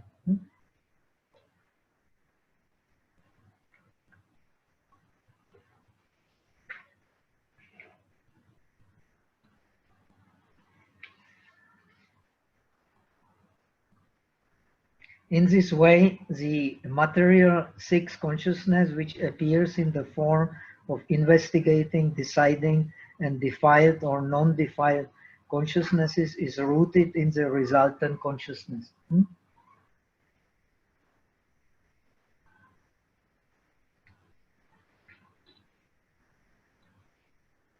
The resultant consciousness is the base of all differentiations. So whether we are aware of it or not, we are programmed.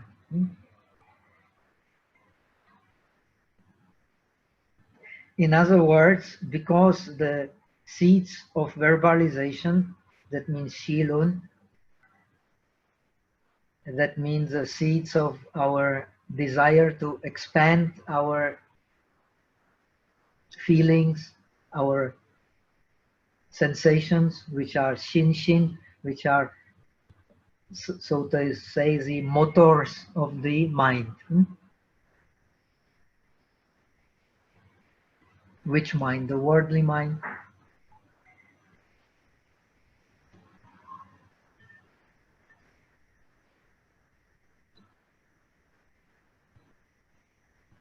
In other words, because the seeds of verbalization, shilun, that is differentiation based on intentionality, the five resultant consciousnesses give rise to the flesh-like, speedy, active consciousness. We have learned that. Followed by a mental consciousness with a continuity in attention.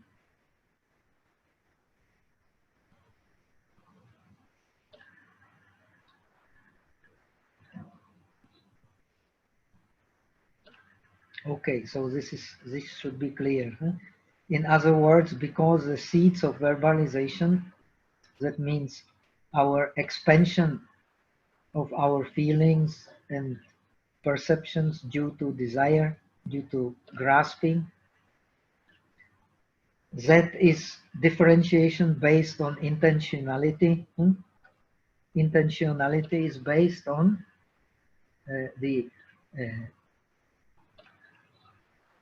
these things.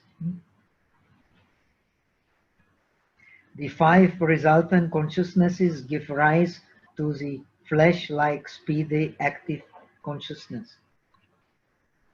followed by a mental consciousness with continuity in attention. So this flash-like, speedy, active consciousness has a past object, but the mental consciousness has the present object, which is the image we have formed. Due to that image on which we sustain our attention, we can then differentiate that object clearly. And that happens in meditation, where you sustain your attention.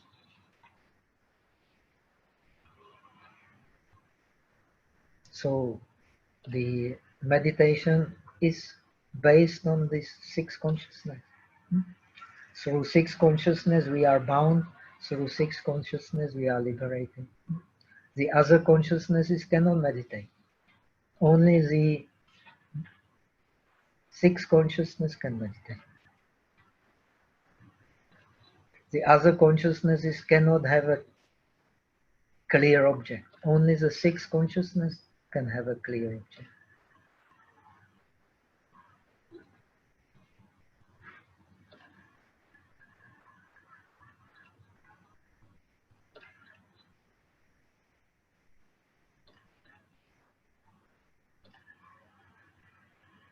So that is why we have the impression that our world is stable. Because of the impression of continuity of the consciousness.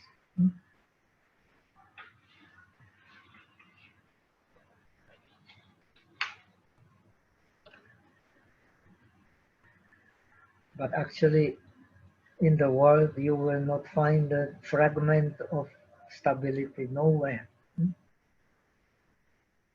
But due to the mental consciousness, which brings stability to our attention, we believe there is stability. But actually, according to Buddhism, the object appears and disappears in the same place. This is very important. Even the Theravada, which believes in the reality of the outer object, you have the same idea.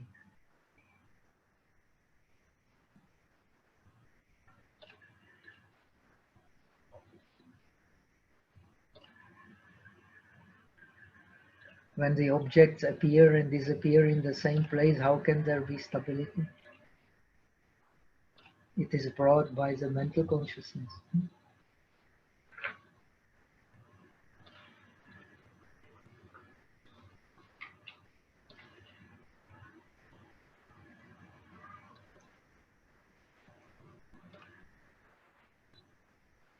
The mental consciousness that follow the flesh-like consciousnesses are investigating or evaluating consciousnesses, deciding consciousnesses, and differentiating consciousness.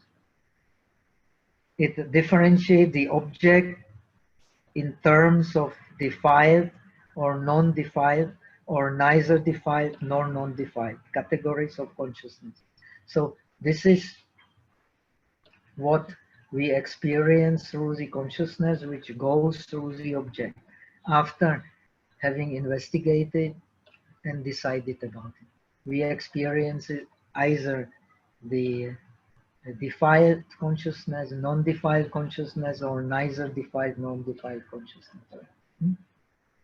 So the job of the meditator is to make all consciousnesses the non-defiled consciousness. Even the neither defiled nor non-defiled consciousness, he should make a non-defiled consciousness. Now you study the pure land, it is also connected with that. You should be very well aware. It is the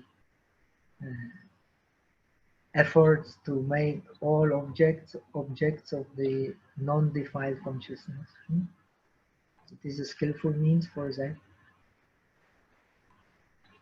But it implies that this pure land does not exist anywhere except the mind. It is the powerful, skillful means created by the mind.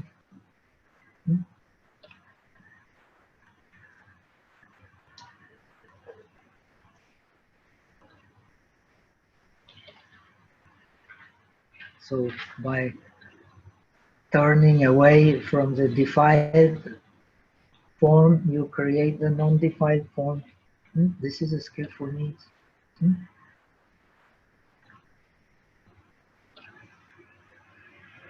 The pure land cannot be defiled.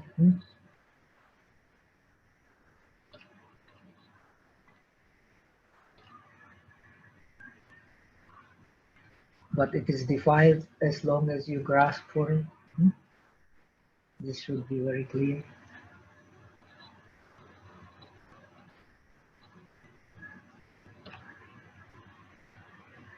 Thus, the Alaya consciousness receives the vasana of the five consciousnesses. This is habit. Vasana here means habits.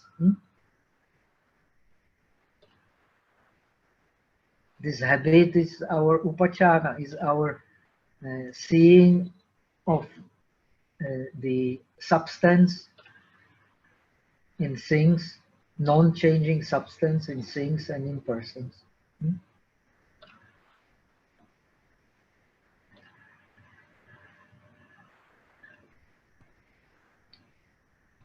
And holds them in the form of seeds. These seeds are causes of the phenomena, and the phenomena that we experience are the fruits of these causes. So this Alaya consciousness is nothing but our differentiation in which we live. It does not mean that we don't need differentiation. If we don't differentiate the door, we will never come out. But the difference is that between the saint and us is that the saint differentiates and does not cling to his differentiation. But we have grossness because we cling to our differentiation. So, what is pure land? The skillful means of creating an object which allows always the positive mind, positive feeling. All objects of meditation are just skillful means. Buddha cannot teach the ultimate reality. He can only teach the skillful means to attain it.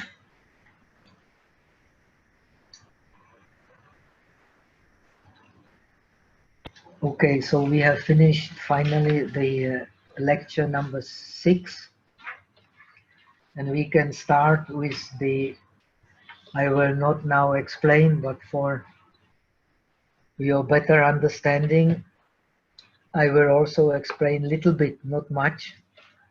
In the next lecture, I hope we can still have time. I will explain this cognition process in the Theravada.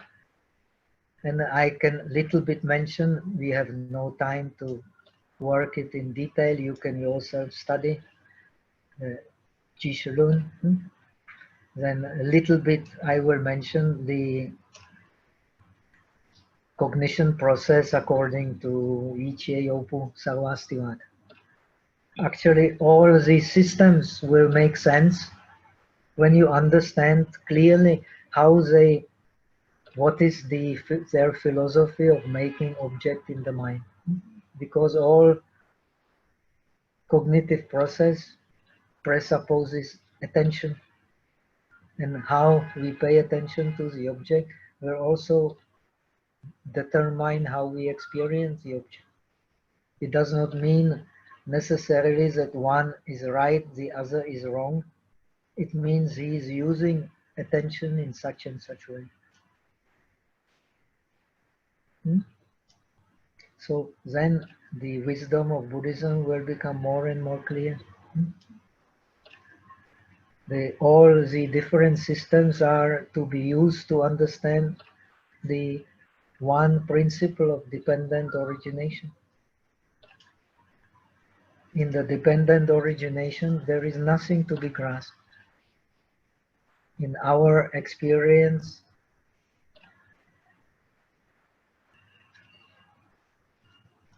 many things to be grasped. That's why our world is subjective.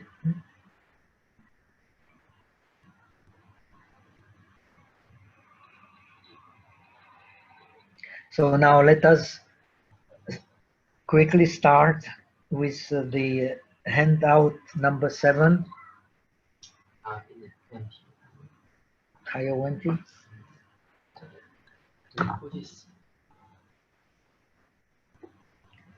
Do bodhisattvas have dharmakaya? Of course not. But when you have become a yoti bosa, so you have some understanding of dharmakaya. As you go higher from bosa TET or TRT, so you will get a better understanding. T-santi still better, T-sati still better. So according to Bodhisattva path, all the stages of the Bodhisattva path are the stages of development of bodhicitta.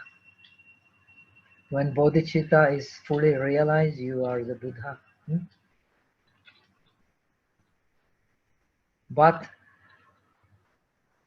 all this is based on the Transcendental Wisdom Sutras, which teach that our natural state is nirvana. So the first bodhicitta cannot be divided from the state of Buddha.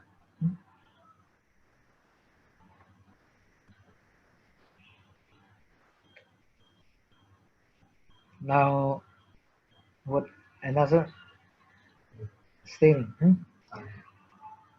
Venerable, for not thorough intentionality, but through transcendence, may I understand as when we meditate, we shouldn't have any intention, but try to be free from seeing? Of course not. This is a greatest mistake you can make. So you have a positive intention and you have the negative intention. The negative intention is to possess through that the self possesses the object of the senses. That is called the kama chanda, desire to possess. Because we have desire to possess, we suffer.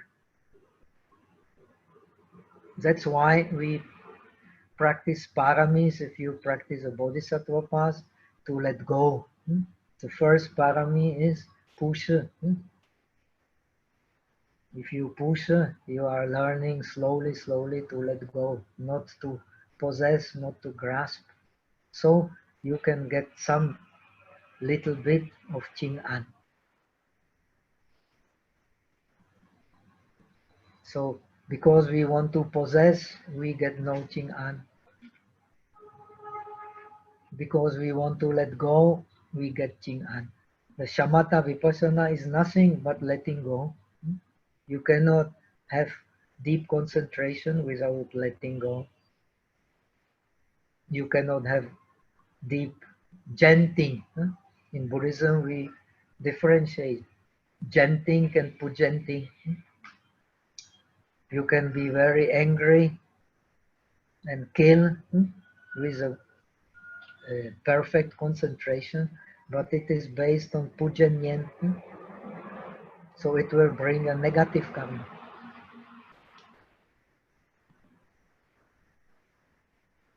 But if it is based on Janyen, it is based on letting go, impermanence. The essence of Janyen is wisdom. The function is concentration. Because you concentrate, you don't forget.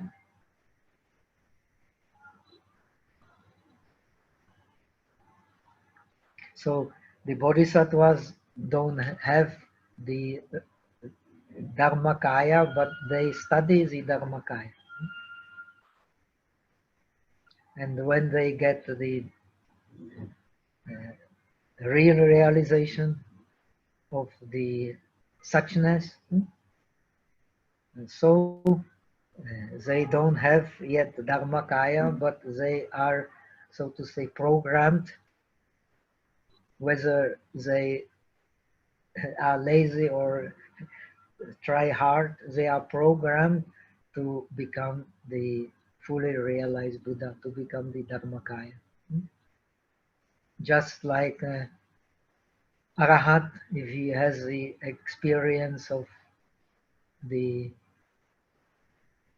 nirvana, so he's programmed, whether he is lazy or tries hard, he's programmed to become an arahat.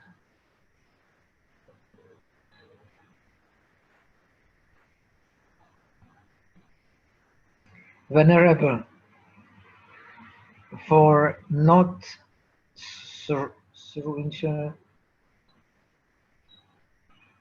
oh, okay, we have already answered that. Venerable, is the pure or defiled consciousness from previous moment or resultant karma?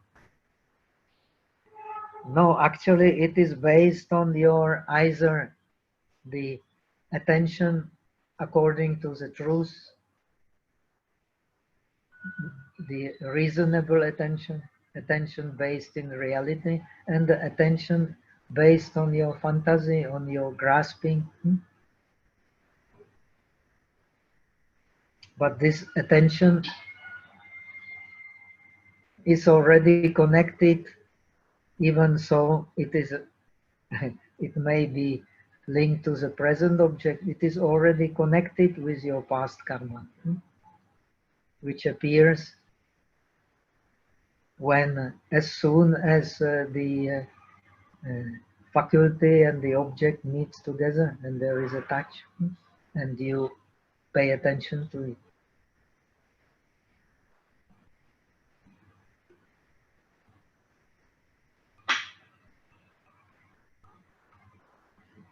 So it's very important. What is meditation? The practicing of the Juli Zoi based on Shamatha and Vipassana. Shamatha and Vipassana is Juli Zoi.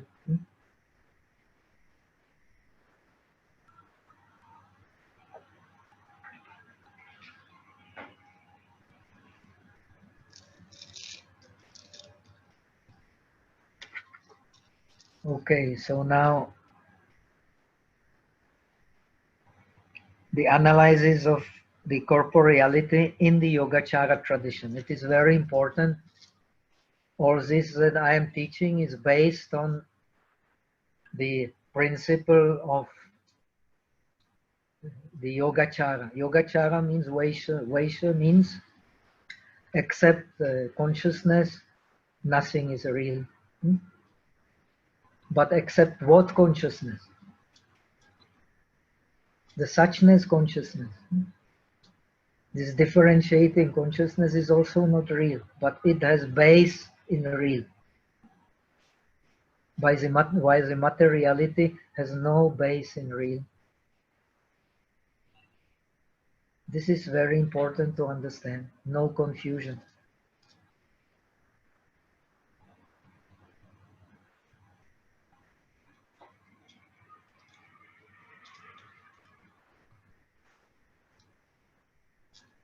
The real is suchness, and the suchness can only be found in consciousness. In which consciousness? Still in the sixth consciousness? Because through the sixth consciousness we meditate. But it transcends the sixth consciousness.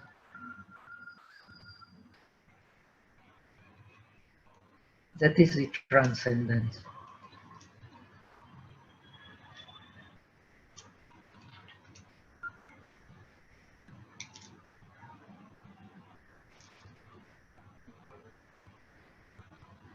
it does not mean that you cannot actually experience the Alaya. You can experience the Alaya, but you can only experience it by means of the sixth consciousness.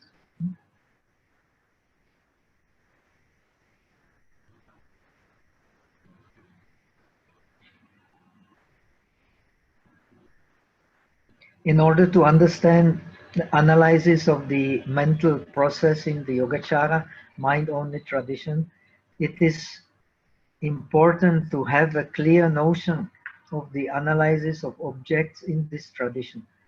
So next lesson I will explain briefly how it differs from other traditions which recognize the reality of the outer objects. Sarvastivada, Theravada.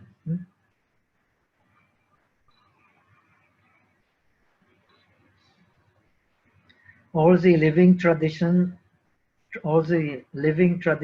teaching the bodhisattva path in China and Tibet have been directly or indirectly influenced by it.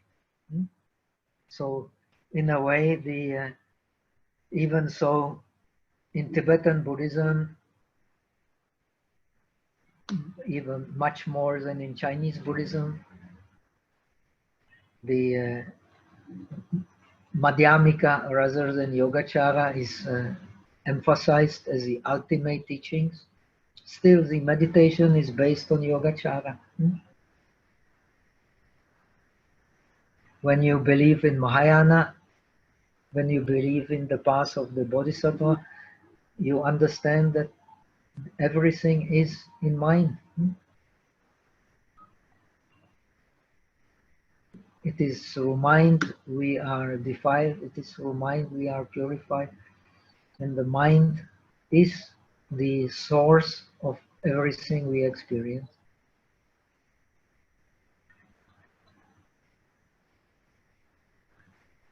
After summarizing some important aspects of this analysis from different sources, we can understand better the Vipassana training of the disciples and the bodhisattvas in this tradition, and in the traditions believing in a real existence of the perceived objects, like Theravada or Sarvastivada.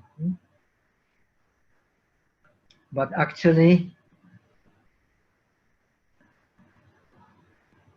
when you learn more about Theravada meditation based on Abhidharma, actually, strangely enough, this Abhidharma meditation becomes also the key for understanding Yogacara. This is a very paradoxical, but Buddhism is just teaching the methods.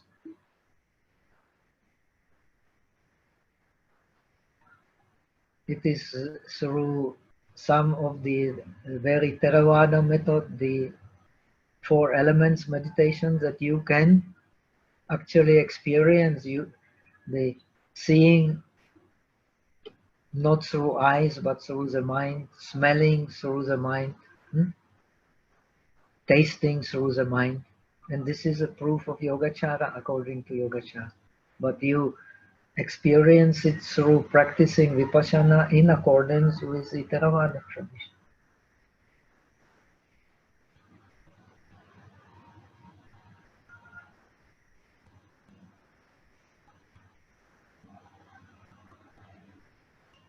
After summarizing some important aspects of this analysis from different sources, we can understand better, okay. According to all traditions, a mental process begins by making an object in the mind. I never tired of repeating it. You cannot have any mental process, any clear recognition of the object, unless you have a continuity in attention.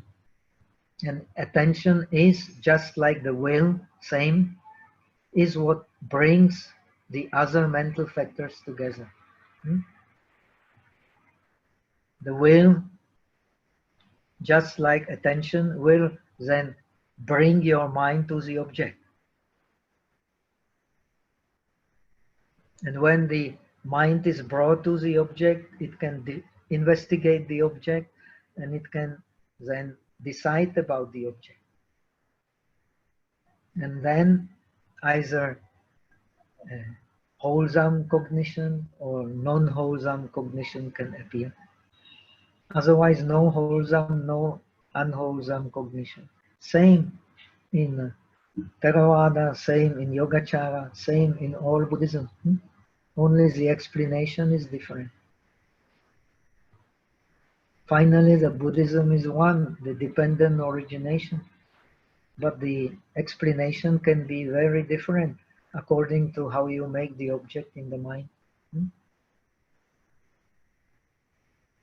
Now, you will see, according to Theravada, the objects of Vipassana, they are real objects, the ultimate realities. According to Yogacara, you have now learned they are actually concepts. That's why the way of training in Vipassana has also changed. When you study the Mahayana scriptures, the Vipassana is explained in a quite different way. When you study the Theravada and the Sarvastivada, the Vipassana is also explained in quite a different way. But the aim is the same, not different, to explain the dependent origination, which is a fact, whether you like it or not. It is the dharmata. It is the suchness.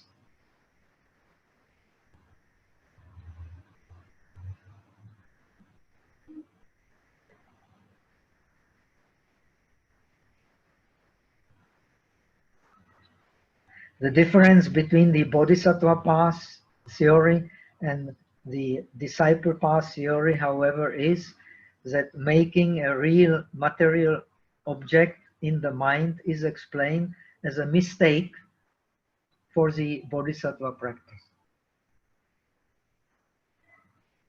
If you have understood the bodhisattva practice, you cannot believe in a real material object.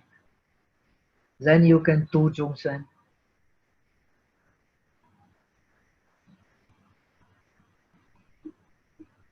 And you can create the world.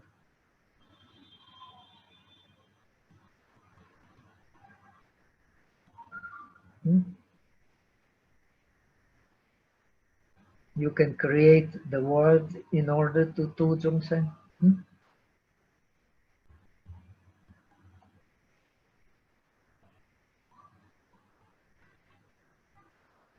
And that is a mental world.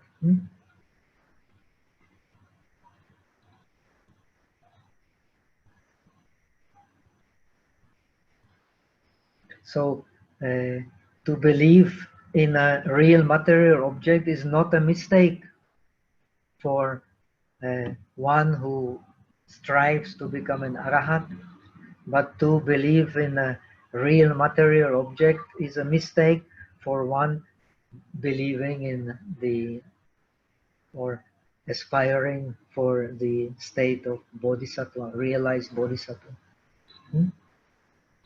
That should be made very clear.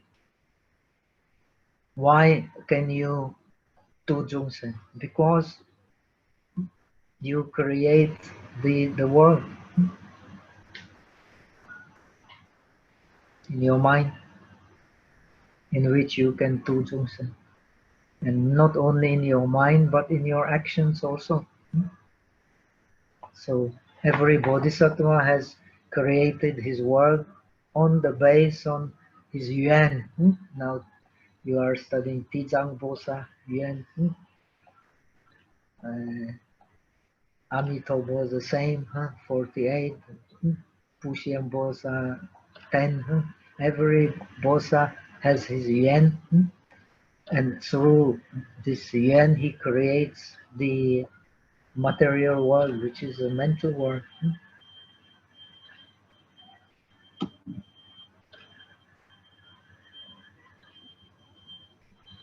Okay, so now our time is more or less over. So we will go through these different quotations I have collected from different sources, very important sources for the Yogacara tradition, like the Jieshen Mijing, Zhu Lanka Jin, then from Yiche Shatirun, from Chengwei Sharun, from Shuji, from Suo Yuan Yuan, from Er Shesung, San Shesung. So we will go through these quickly next time, and I will next time also teach you the process of cognition briefly, how presented in the Theravada, and maybe on site very briefly mention how it happens in Jishurun, Sarvastivada, and how to see very clearly that the analysis of the mental process depends on how we make the object in the mind. If you are a yogacharin, you make the object in the mind on the base of the principle of Alaya. So that's why in Yogacara you can have different objects and different sensations at the same time, because they are all have the same base. But in other systems you cannot do it. You can only have attention to one object because it is real.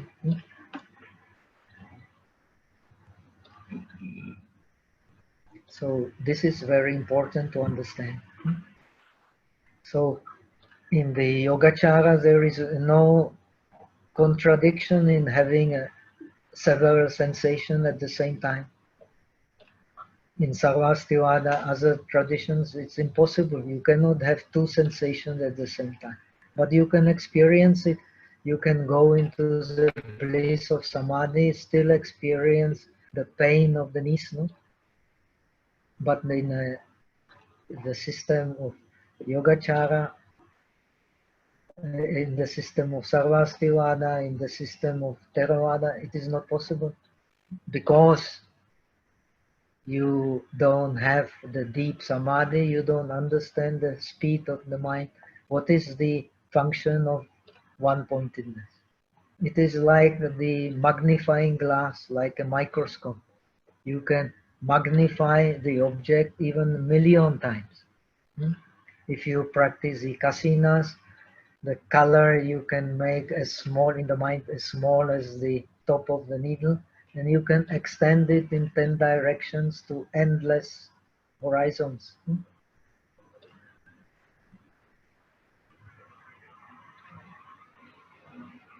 So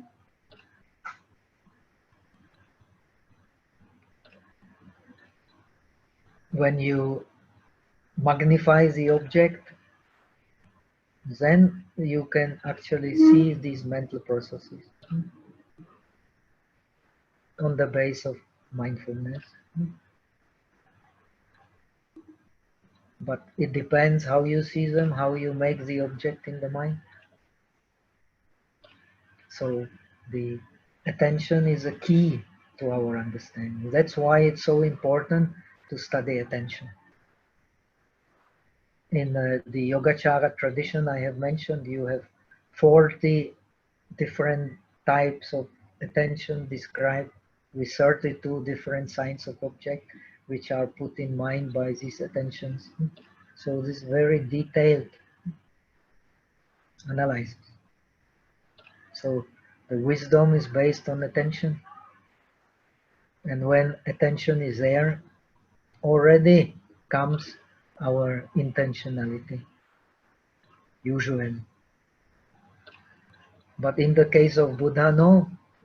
That's why the Buddha does not need attention. Buddha does not need attention, does not need to investigate the object. He just reflects it as it is. That is its transcendence.